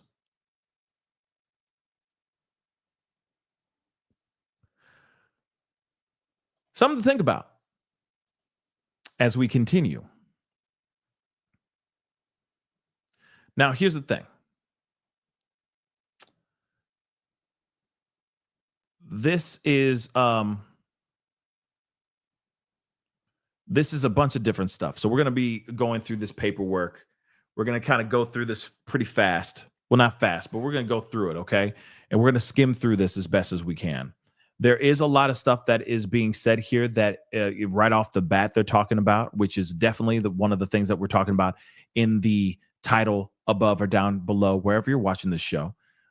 one of the things that were, or not in the title, in the in the thumbnail, okay, about the K-bar knife. And we're going to hear all about that here in this paperwork here. So let's take a look at this. Let me get some water here real quick, though, guys.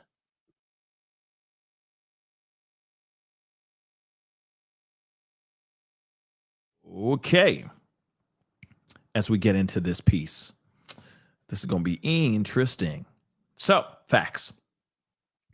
On November 13th, 2022, law enforcement responded to 1122 King Road in Moscow, Idaho. Okay, blah, blah, blah. We already know about all this. A K-bar knife sheath was found, okay, with a U.S. Marine Corps USMC logo, was found laying next to one of the victims, okay? DNA that was BRYAN KOHBERGER's was found on the K-bar knife sheath found on the scene. On April 26, 2023, the state applied for and was granted a search warrant for BRYAN KOHBERGER's Amazon.com user activity. This search warrant was amended by Magistrate Judge Marshall on May 8th, 2023, to correct an error, okay? Amended search warrant dated May 8th, 2023, attached as, okay, blah, blah, blah. All right. So the search warrant directed law enforcement to seize from Amazon.com, 1, Coco's quote unquote customer click activity pertaining to knives and accessories. 2, payment methods used. 3, details of items in carts to include all items added to cart, all items removed or deleted from cart, wish listed or shopping baskets, all suggestions made to account. 5, I missed 4, but 5, all records regarding reviews by other Amazon users viewed by Coco. 6, advertising data. 7, devices used to connect to account. 8, all account linked to account. All right. The search warrant was limited to March 20th, 2022 to March 30th, 2022, and November 1st, 2022 through December 6th, 2022. The search warrant was served on May 10th, 2023. On June 27th, on June 27th, 2023, Amazon.com provided law enforcement responsive data for the dates requested for each of the above categories. This evidence was provided to defendant as this file number on July 12th, 2023.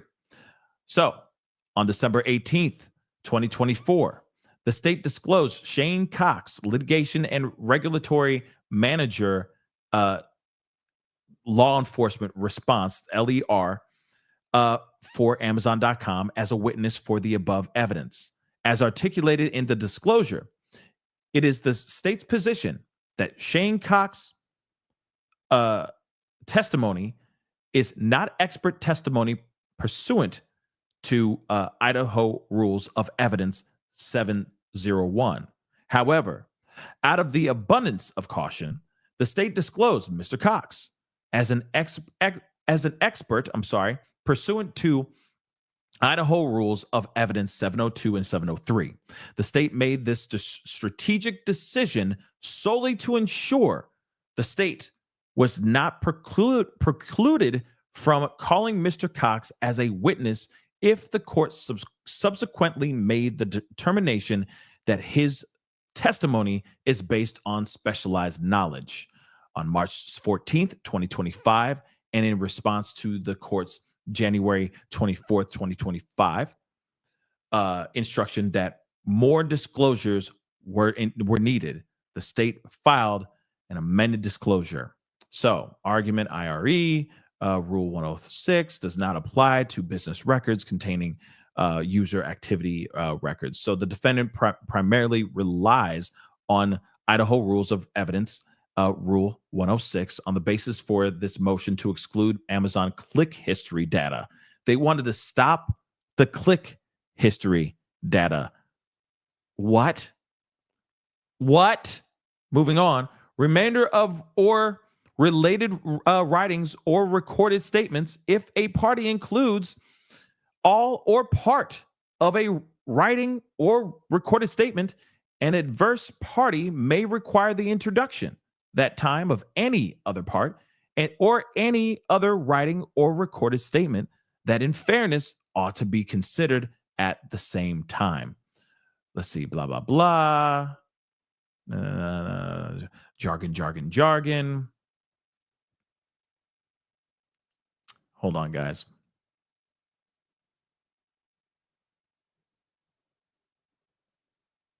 So, further in this case, the evidence at issue is complete. Defendant argues that the data the state has disclosed to the defendant is extremely narrow when compared to the more inclusive and broad warrants and subpoenas. But this argument is incorrect. To confirm, the state has disclosed to the defendant all data, including clickstream data, that Amazon has produced in this case. The state narrowly tailored a search warrant for evidence regarding the crimes of homicide or burglary occurring at 1122 King Road. This included temporal limitations based on the officer's investigation, which limited the search from March 20th, 2022 through March 30th, 2022. Time it was known BRYAN KOHBERGER purchased a K-bar knife with sheath and sharpener from Amazon.com. And November 1st, 2022 through December 6th, 2022, time right before and after the homicides. Kohberger's entire click history, items not related to knives and accessories, was not relevant. Without any legal basis, the defendant claims the state cherry-picked specific clicks or purchases out the Amazon click history. This is simply not true unless you consider seeking only items of evidentiary value, cherry-picking. Irrelevant click activity on Kohberger's account would not provide any relevant context to Kohberger's actual click activity. The purchase of a K-bar knife with sheath before these unalivings happened, and his click activity indicating a search for a knife with a sheath after the actual freaking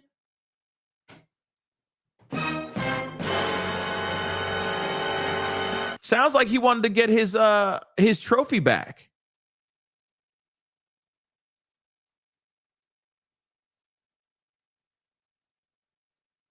Come on now. It's funny because what we just heard,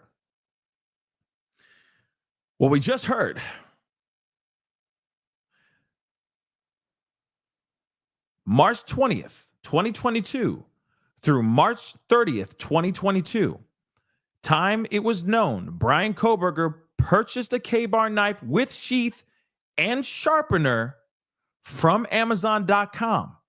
And then November 1st through December 6th, 2022, the time right before and after the actual unalivings, his entire click history, items not related to it didn't matter. They don't need to see if he's looking up corn or anything like that. They don't give a damn about that. They want to know about the unalivings or the items that could be used, tools that can be used to take somebody out, right?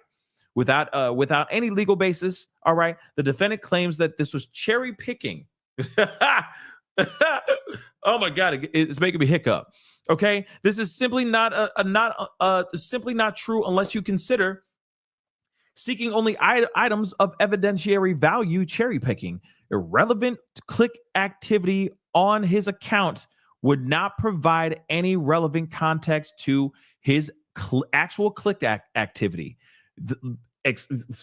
So you got him purchasing the knife and the sheath before the unalivings, and then he went back and he was clicking around and he was looking for a knife with a sheath all over again. Yeah. He wanted his knife back. He lost it. He had to get rid of it. And that sheath already at that house. He didn't know where it was at the time. But he's sitting there going, damn, I really want that back. That was my pride and joy. So he went on to his Amazon and he's clicking around trying to find this ish all over again. He went, found it, bought it, had it, held on to it, had a sharpener for it. Then he used it. Then the knife suddenly just disappears, miraculously disappears between the time of November 1st through December 6th. Before and after this tragedy, he was still clicking around trying to see if he could find the K-bar knife again. Come on, man. Tell me you did it without telling me you did it, dagnabbit. Okay? Tell me you did it without telling me you did it. Why would you go buy it, then go buy another one again? And then also at the same time, didn't they go search his home and there was no K-bar? Nowhere to be found? The thing just was up and gone. So he bought one and then it's gone now. But then he went back to Amazon looking for that mug all over again. Doesn't that seem a little bit weird to you?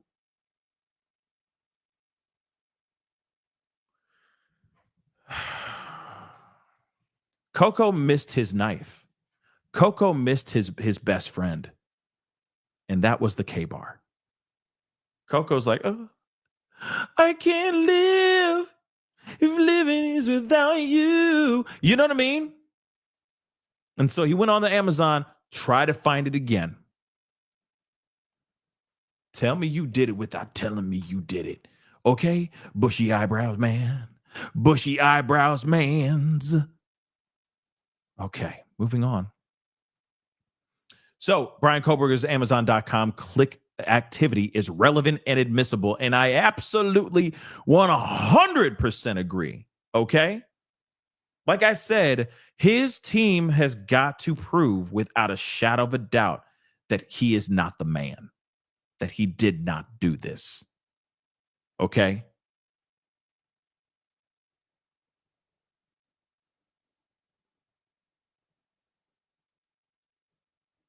So again, very interesting.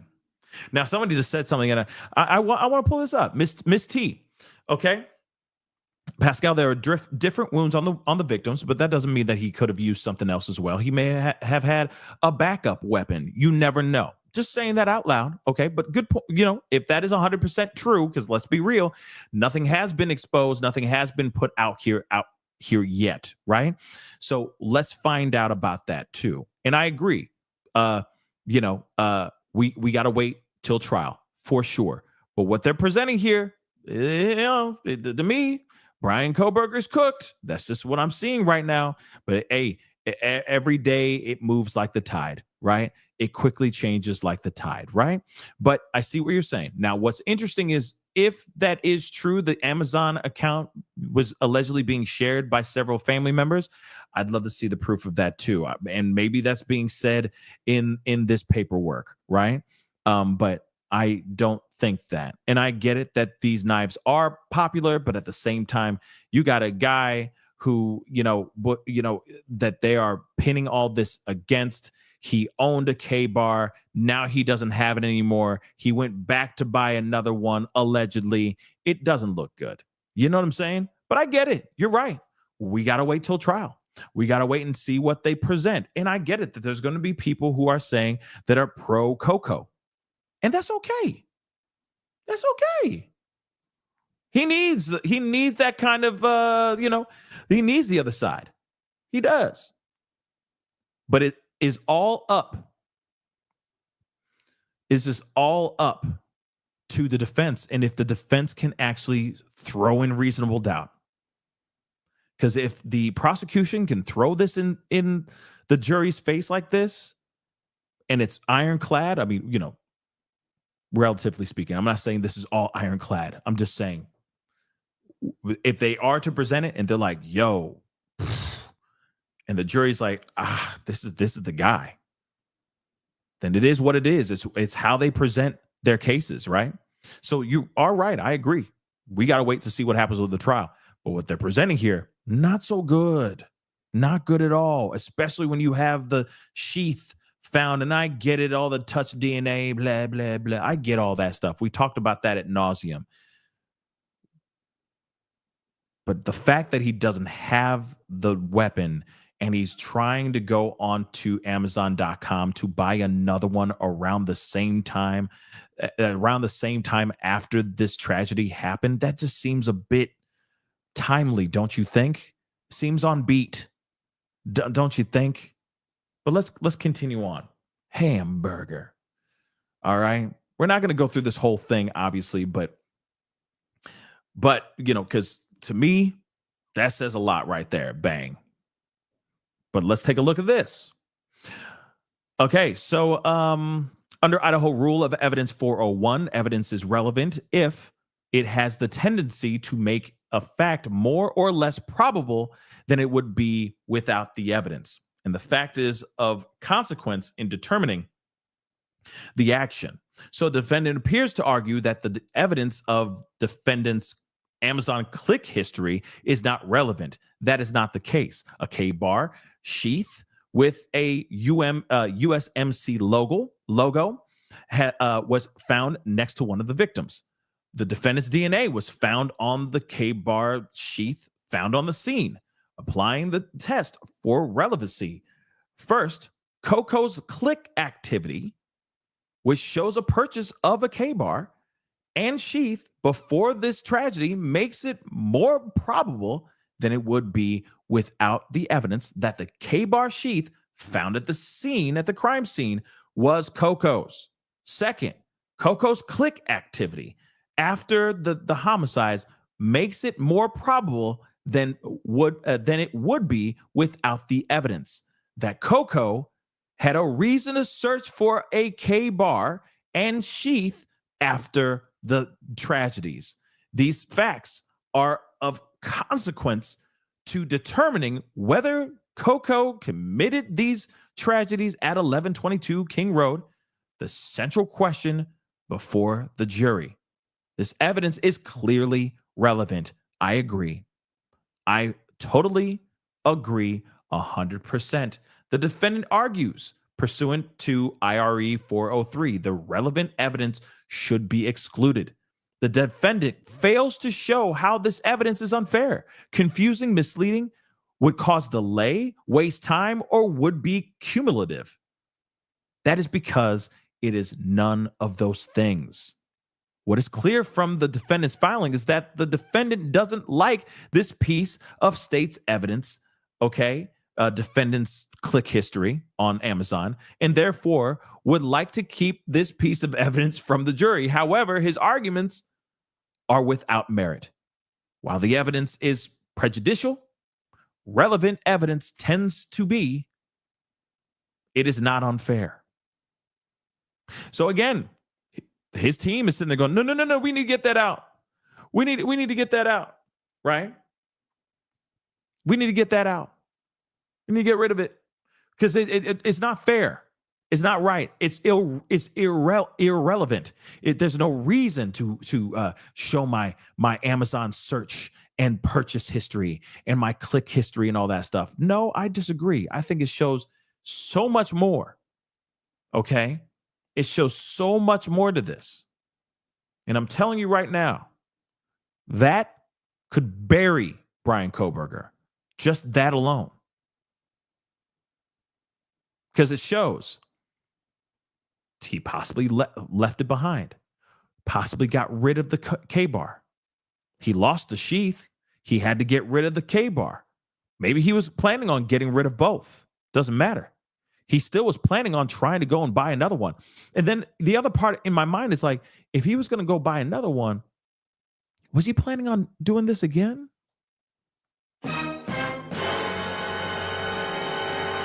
Was he planning on doing this again? Why would you need to go and buy another K-bar? Oh, maybe only to have it there to remind yourself of what you did, just like that photo, just like bushy eyebrows, bushy eyebrows, right?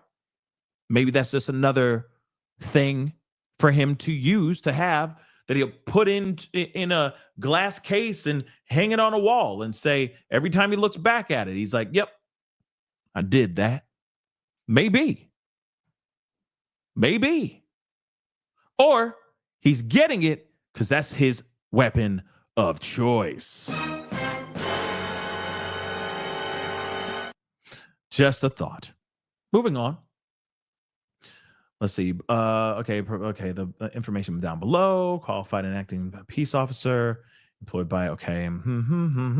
Okay. So on November 13th, approximately 4 p.m., Moscow Police Department, Sergeant Blaker, and I responded to 1122 King Road, Moscow, Idaho. Hereafter, the King Road residence to assist in the crime scene. Let me just move this up a little bit more. To let's see, where am I at? Assist with scene security and processing of crime scene associated with 4 homicides. Upon our arrival, ISP forensic team was on the scene and was preparing to begin processing the scene. MPD Officer Smith, one of the initial responding officers to the incident, advised he would walk me through the scene. OFC Smith, okay, the MPD officer, and I entered the King Road residence through the bottom floor door on the north side of the building. Smith and I walked upstairs to the second floor. Smith directed me down the hallway to the west bedroom on the second floor, which I later learned through Xana's driver's license and other personal belongings found in the room was Xana Kernodle's. Hereafter, Kernodle's room. Just before this room, there was a bathroom door on the south wall of the hallway. As I approached the room, I could see a body, later identified as Kernodle's, laying on the floor. Kernodle was deceased with wounds which appeared to have been caused by an edged weapon. Also in the room was a male, later identified as Ethan.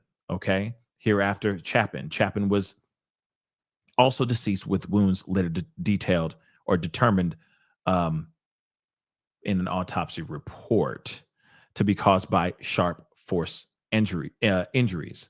I then followed. Oh, and this is old, by the way. We've read this one before. Okay, this is old. Okay, but they went to the third floor of the residence. We're just going to breeze through this really quick. Consisted of 2 bedrooms and 1 bathroom. The bedroom on the west side of the floor was later determined to be Kaylee Gonzalez.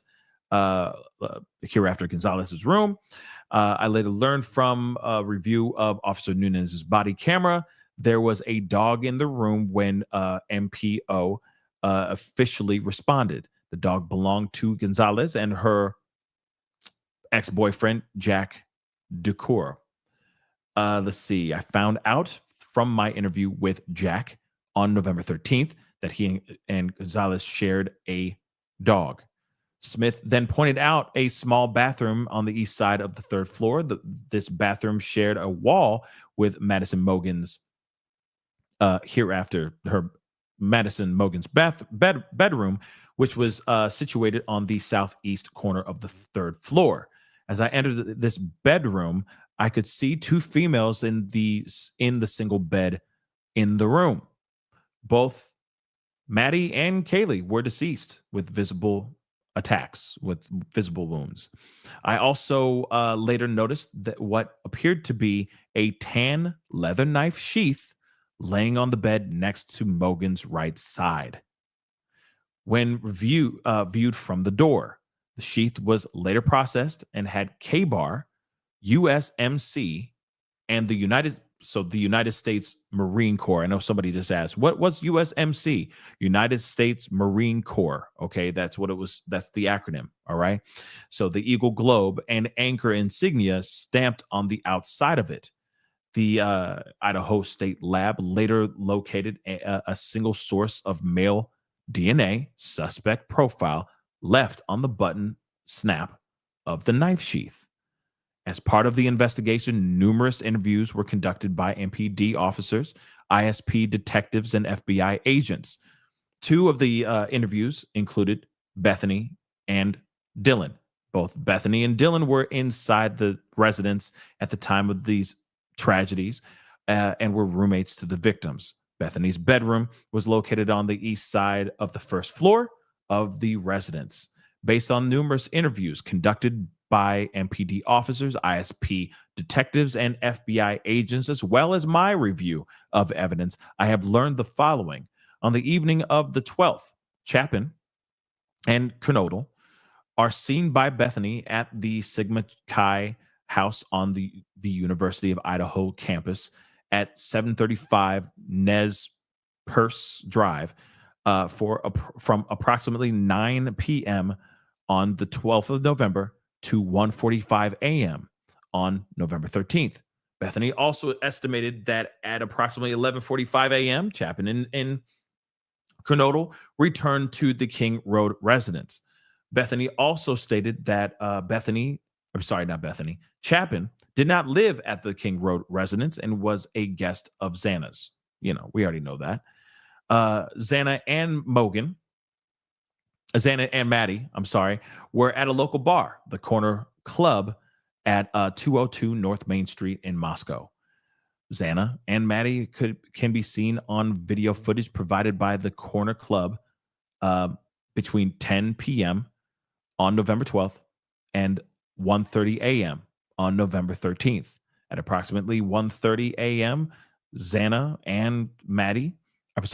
Kaylee and Maddie can be seen on video at a local food vendor called the Grub Truck at 318 South Main Street in downtown Moscow. The Grub Truck live streams video from their food truck on the streaming platform, Twitch. So they're streaming on Twitch, which is available for public viewing on their website. This video was captured by law enforcement. A private party, Eric Grauer, reported that he provided a ride to Kaylee and Maddie at approximately 1:56 a.m. from downtown Moscow in front of the Grub Truck to the King Road residence. Dylan and Bethany both made statements during interviews that indicated the occupants of the King Road residence were at home by 2 a.m. and asleep, or at least in their rooms, by approximately 4 a.m. This is what the exception of Xana, who received a DoorDash order at the residence at approximately 4 a.m. Law enforcement identified the DoorDash delivery driver who reported this information. Dylan stated she originally went to sleep in her bedroom on the southeast side of the second floor. Dylan stated she was awoken at 4 a.m. by what she stated sounded like Kaylee playing with her dog in one of the upstairs bedrooms, which were located on the third floor. A short time later, Dylan said she heard what she thought was Kaylee say something to the effect of, "Someone's here. There's someone here." A review of records obtained from a forensic download of Xana's phone showed that this could also have been Xana, as her cell phone indicated that she was likely awake and using her TikTok app at approximately 4:12 a.m. Dylan stated she looked out of her bedroom and she did not see anything when she heard the comment about someone being in the house. Dylan stated she opened her door a second time when she heard what she thought was crying from Xana's room. Dylan then said she heard a male voice say something to the effect of, "It's okay, I'm going to help you." At approximately 4:17 a.m., a security camera located at 1112 King Road, a residence immediately to the northwest of 1122 King Road, picked up distorted audio of what sounded like voices or a whimper, followed by a loud thud. A dog can also be heard barking numerous times starting at 4:17 a.m. The security camera is less than 50 feet from the west wall of Kernodle's bedroom. Dylan stated she opened the door. She opened the door for the third time after she heard the crying and saw a figure clad in black clothing and a mask that covered the person's mouth and nose walking towards her. Dylan described the figure as 5'10" or taller, male, not very muscular, but athletically built with bushy eyebrows. The male walked past Dylan, as she stood in a frozen shock phase. The male walked towards the back sliding glass door. Dylan locked herself in her room after seeing the male. Dylan did not state that she recognized the male. This leads investigators to believe that this assailant left the scene. The combination of Dylan's statements to law enforcement reviews of forensic downloads of records from Bethany and Dylan's phone and video of a suspect video as described below leads investigators to believe the homicides occurred between 4 a.m. and 4:25 a.m. During the processing of the crime scene, investigators found a latent shoe print. This was located during the second processing of the crime scene by the ISP forensic team by first using a presumptive blood test and then immunoblack, a protein stain that detects the presence of cellular material. The detected shoe print showed a diamond-shaped pattern similar to the patterns of a Vans type shoe sole just outside the door of Dylan's bedroom, located on the second floor. This is consistent with Dylan's statement regarding the suspect's path of travel. As part of the investigation, an extensive search, commonly referred to in law enforcement as a video canvass, was conducted in the area of the King Road residence. This video canvass was to obtain any footage from the early morning hours of November 13th, 2022, in the area of King Road residence in the area of the King Road residence and surrounding neighborhoods in an effort to locate the suspect or suspects or suspect vehicle or vehicles traveling to or leaving from the King Road residence. This video canvas resulted in the collection of numerous surveillance videos in the area from both residential and business addresses. I have reviewed numerous videos that were collected and have had conversations with the other MPD officers, ISP officers, and FBI agents that were similarly reviewing footage that was obtained. A review of camera footage indicated that a white sedan, hereafter suspect vehicle 1, was observed traveling westbound in the 700 block of Indian Hills Drive in Moscow at approximately 3:26 a.m. and westbound on Steiner Avenue at the Idaho State Highway 95 in Moscow at approximately 3:28 a.m. On this video, it appeared suspect vehicle 1 was not displaying a front license plate.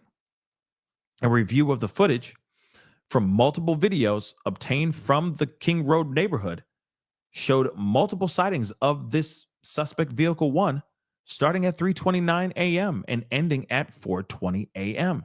These sightings show suspect vehicle 1 makes an initial 3 passes by the 1122 King Road residence and then leave via Walenta Drive. Based off my experience as a patrol officer, this is a residential neighborhood with a very limited number of vehicles that travel in the area during the early morning hours. Upon review of the video, there are only a few cars that enter and exit this area during this time frame. Suspect vehicle 1 can be seen entering the area a fourth time at approximately 4 or 4:04 a.m. It can be seen driving eastbound on King Road, stopping and turning around in front of 500 Queen Road, number 52, and then driving back westbound on King Road.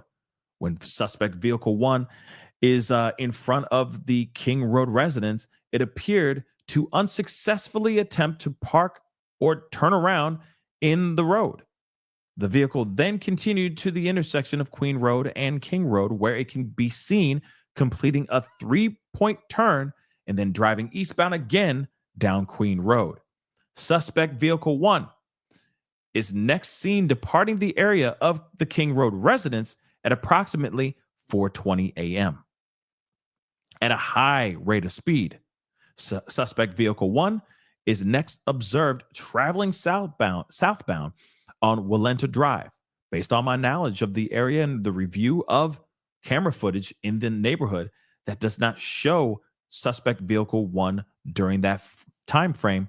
I believe that suspect vehicle 1 likely exited the neighborhood at Palouse River Drive and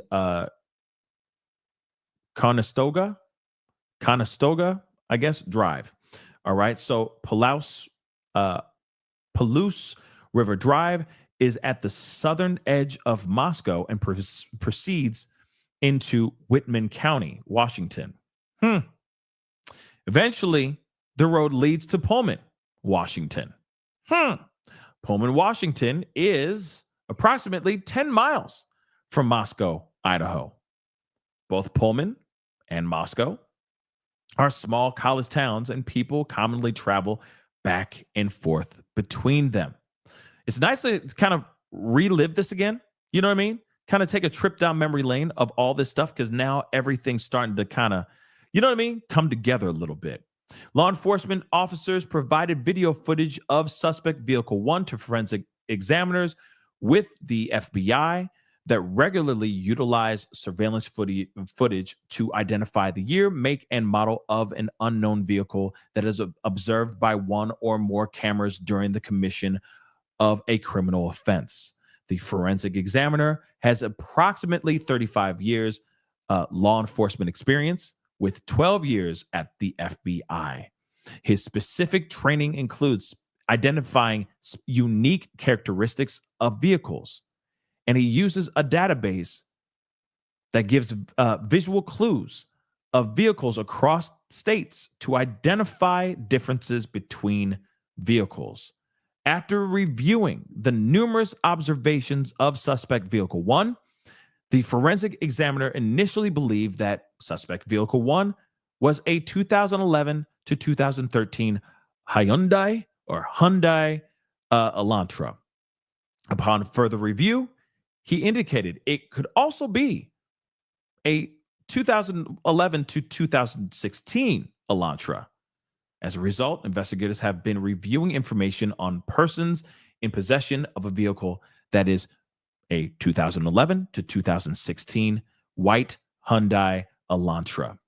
Investigators were given access to video footage on the Washington State University, WSU, campus located in Pullman, Washington. A review of that video indicated that at approximately 2:44 a.m.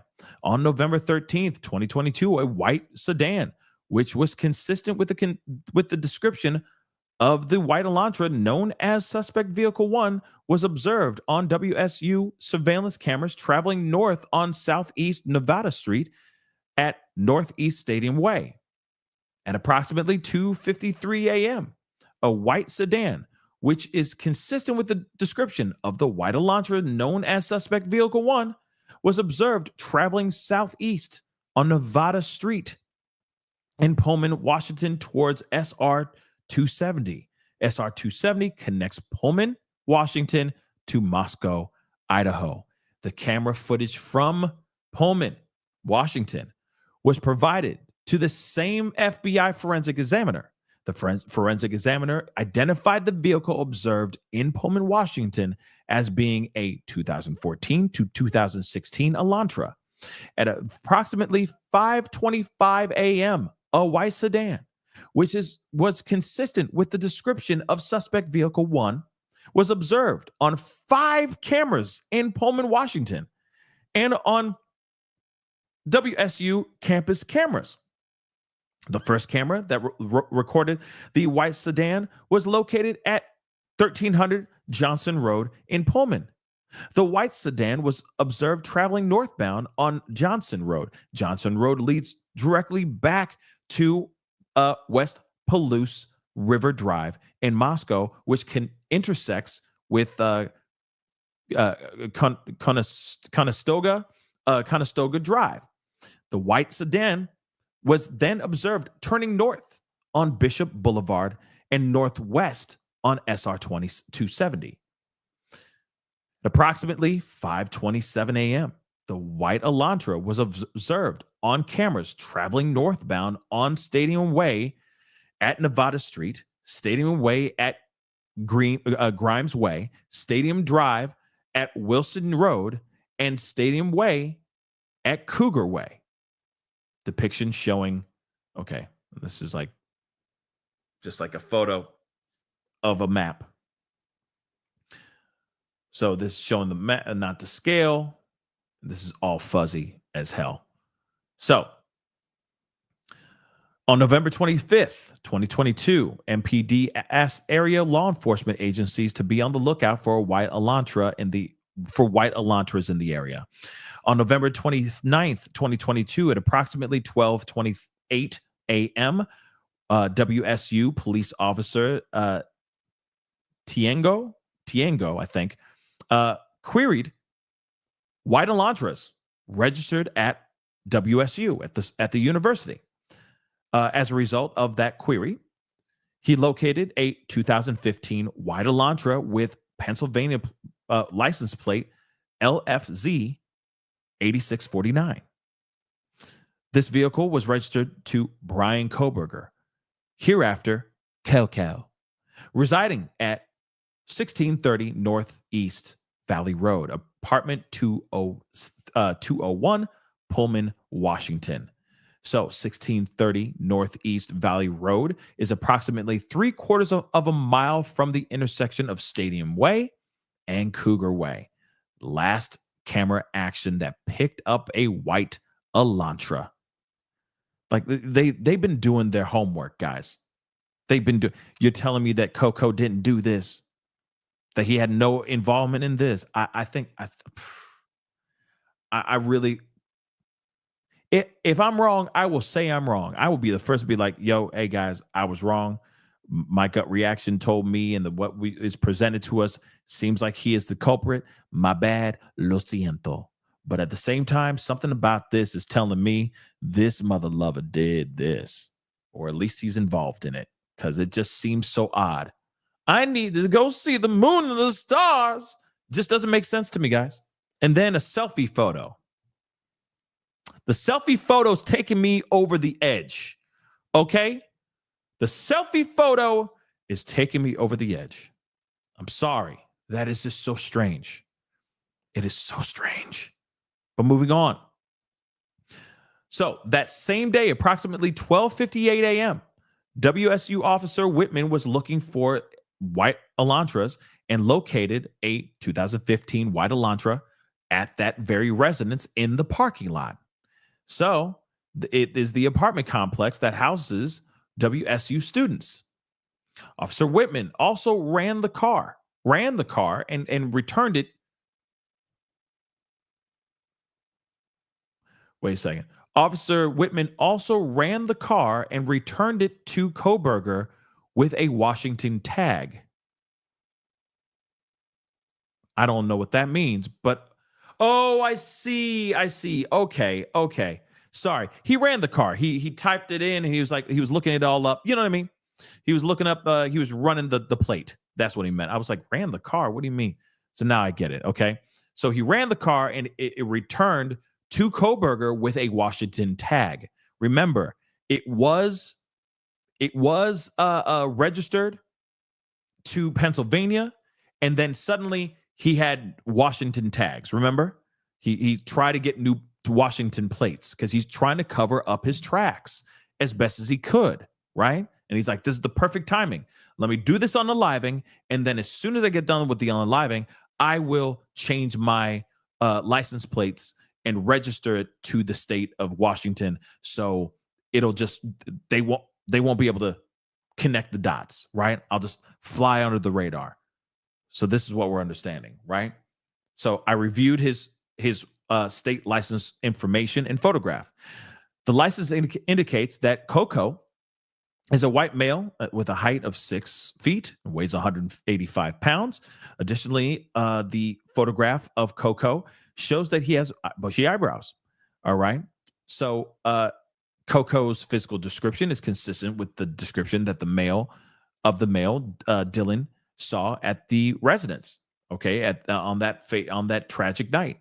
Further information, including a review of Latah County Sheriff's Department CPL Duke's body cam and reports, showed that on August 21st, 2022, Kohberger was detained as part of a traffic stop that occurred in Moscow, Idaho, by CPL Duke. At the time, Kohberger, who was the sole occupant, was driving a white 2015 Elantra with license plate LFZ 8649, which was set to expire on November 30th, 2022.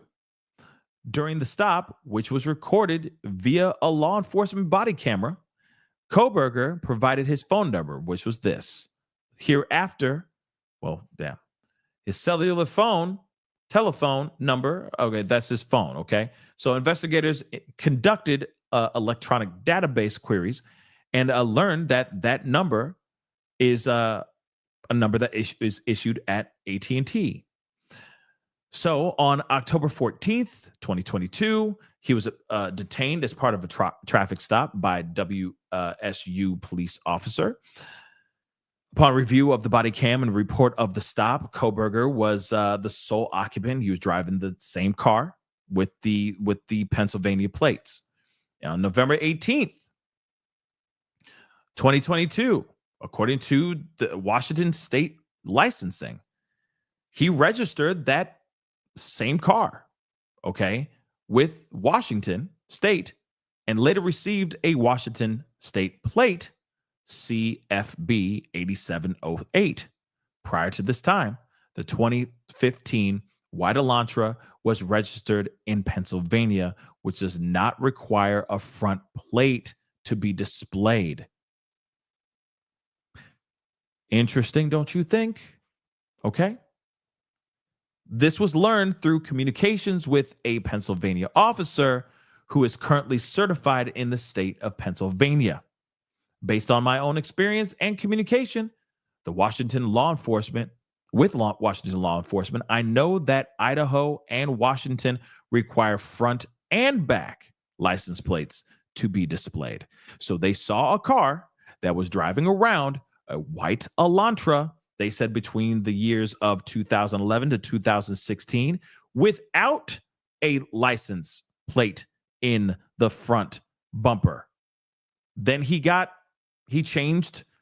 registered the car to Washington State, and then he was required to put a front and back license plate on the car. But see what I'm saying? So he's trying to cover his tracks as much as he can. Like I said, this man is the man. He got not the man. I'm not sitting here saying like, oh yeah, you the man. No. This is the man.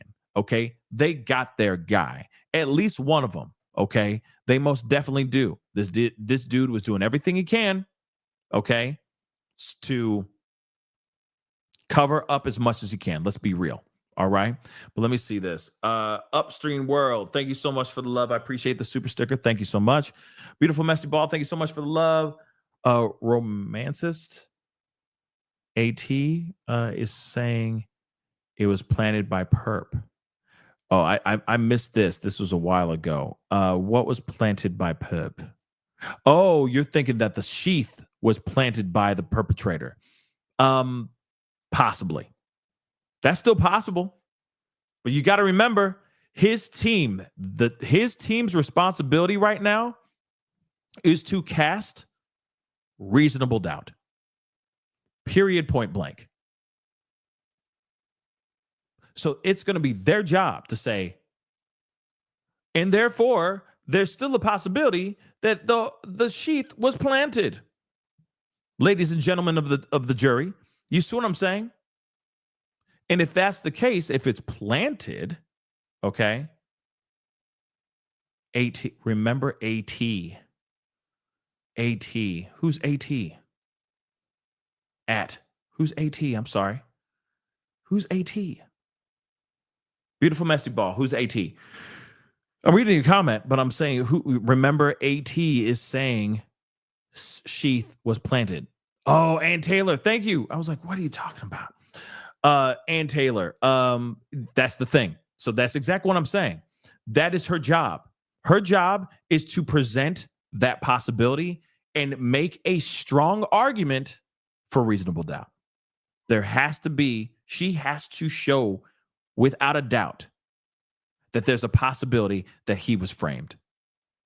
But in my mind, I'm like, why would he be framed? You see what I'm saying? It's getting late, y'all. Okay, sorry. All right. I was like, AT, who's AT? Brain fart. All right, it's getting late. But on some real stuff, right? Oh no. I ain't mad at nobody. We are always playing both sides.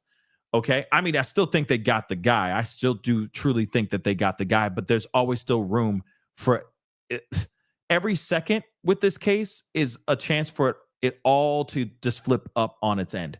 You know what I mean? There's still so many possibilities of this thing to just change. But right now, when you go, we have surveillance footage of this car circling around doing this, that, and the third. It did not have a front license plate. Then suddenly we followed that and tracked it all the way back to Kohberger's residence, his apartment complex, found the car. Suddenly he's changed out the license plates and put a plate in the front bumper of the car now. You see what I'm saying? Even just something that small is a huge detail, right? Is a huge discovery. So again, his team, Kohberger's team, is going to have to do everything that they can to show proof positive that things were planted. They have to cast reasonable doubt. So you know what? This is the thing. The biggest thing is going to be when and if Dylan takes the stand. It's going to be up to Ann Taylor to mess with her hard, drill her hard with all the questions and show, are you really sure you saw bushy eyebrows? You really mean to tell me you saw my client in that place, at that designated place, and at that designated time? And if Dylan starts to crumble, she can use that. Dylan's a key witness. It's huge. Because then she can sit there and use that and say, hey, and you can see, ladies and gentlemen, she can't even get her facts right. So you really mean to tell me that this is the guy? And then, of course, prosecution would be like, well, we did all of our due diligence, and what we just read here is what they're going to present. Here's surveillance of his car before he changed out the license plates. Because in where the car was registered, there is no need for a front and back license plate. And in that place was Pennsylvania. Those plates that he had were Pennsylvania plates. Then he changed it because he's trying to cover his ass. Then let's not forget all the other things that he was doing while they were surveilling him for a little bit before they descended on his home and arrested him. So again, it's going to be interesting. This is going to be a fascinating battle between the defense and prosecution. Okay. And I mean, you know, I'm not going to read the whole doggone thing because it's a lot of what we've read before. But again, this is interesting. And then, you know, we've already talked about this too, but you know, Carolina just said this too. I mean, the fact that they're saying, oh, he, he's autistic and therefore he shouldn't be hit with the DP. He shouldn't be looking at the ultimate. You can miss me with the nonsense. Okay. Even if he's high functioning or not high functioning autistic, it doesn't matter. To me, he looks like a sociopath to me. This is not showing any signs of autism. Personally, this is showing signs of a sociopath. That's just what I see. But I think it's ridiculous for them to try to use that as an excuse. Okay? I think that's another sign of them flailing. Another sign of them knowing that they're having a really, really bad go at it at this trial. That's what I think. And I think she's like, well, damn. I better I better try to get him at least life and not the DP, because they're screwed. I don't care how good Ann Taylor is, how good of a lawyer she is. And that's the other thing too. I don't care how good the prosecution is good. It is. I don't care how good they are. What I care about is them being able to bring in solid facts and present a solid argument on both sides. But right now we are seeing a lot from the state. Because you got to remember, the state is kind of like throwing out this stuff, throwing out like, and then there's this, and then this trump card, and this ace up our sleeve, right? And the defense almost seems like they're going, oh, come on. Oh, no, you can't do, no, man, no, you can't do that. No, I know, look, it makes us look bad. I know it looks really, really bad. Yeah, I know it looks really bad, but still, no. That's what it feels like right now. But no, don't do, no, he's autistic. Yeah, he's autistic. That's what it feels like.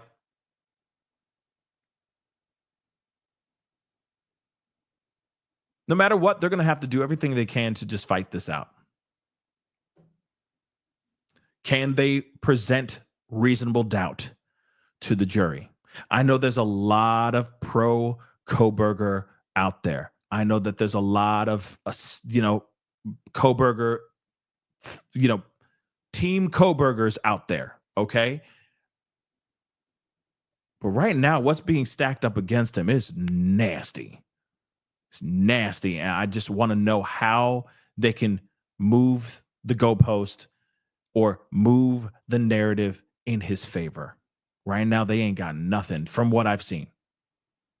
Sure, you can sit here and go, oh, yeah, Dylan's, testimony ain't nothing. It's all flimsy and all that. But what about all the other evidence that they have found thus far? What about all the evidence that they found thus far? It's a lot of smoking gun evidence, guys. It's bad. It's really, really bad. But, we're going to talk about this more as time goes on. There's a lot of stuff that's going to be dropping, I'm sure. And we'll be here to talk about it all. Trust and believe. We'll be here to talk about it all. But anyway, guys, that is the show. I appreciate you guys coming in and being a part of the conversation. Thank you so much for taking the time with me. It's getting late. Your boy is tired. So it's time for me to rest these eyes and rest this voice. But we'll be back on tomorrow for sure. There's plenty of things that we need to talk about. All right. And then some. So please do me a favor. Hit that like button down below, please. And thank you. That would really, really mean a lot to me. We're almost at 1K. We're almost there. So just hit that like button on your way out. I'd love to get it to 1K. That would really make my day or make my night. Please. Don't forget to hit that reaction button if you're watching on other platforms. Follow me on those other platforms as well. Crush that subscribe button here on my main channel. Go to my secondary channel, The Pascal Show Clips. Subscribe over there. That'd be greatly appreciated. Don't forget, check out my join button down below. Become a member. Check out my Patreon. Check out my locals. And, of course, check out PascalMerch.com. Let's not forget to do that. We got some really great stuff over there. Go check it out, okay? Anyway, guys, it is time to get going. Much love to you guys. I appreciate all y'all. Thank you so much for spending the time with me. It means a lot. You guys could have been spending the time anywhere else or even sleeping, but you decided to stay up with me, and that is a true blessing. I'll be talking to you guys soon. Be good to yourselves. Be good to one another. This is the Pascal Show. Bye.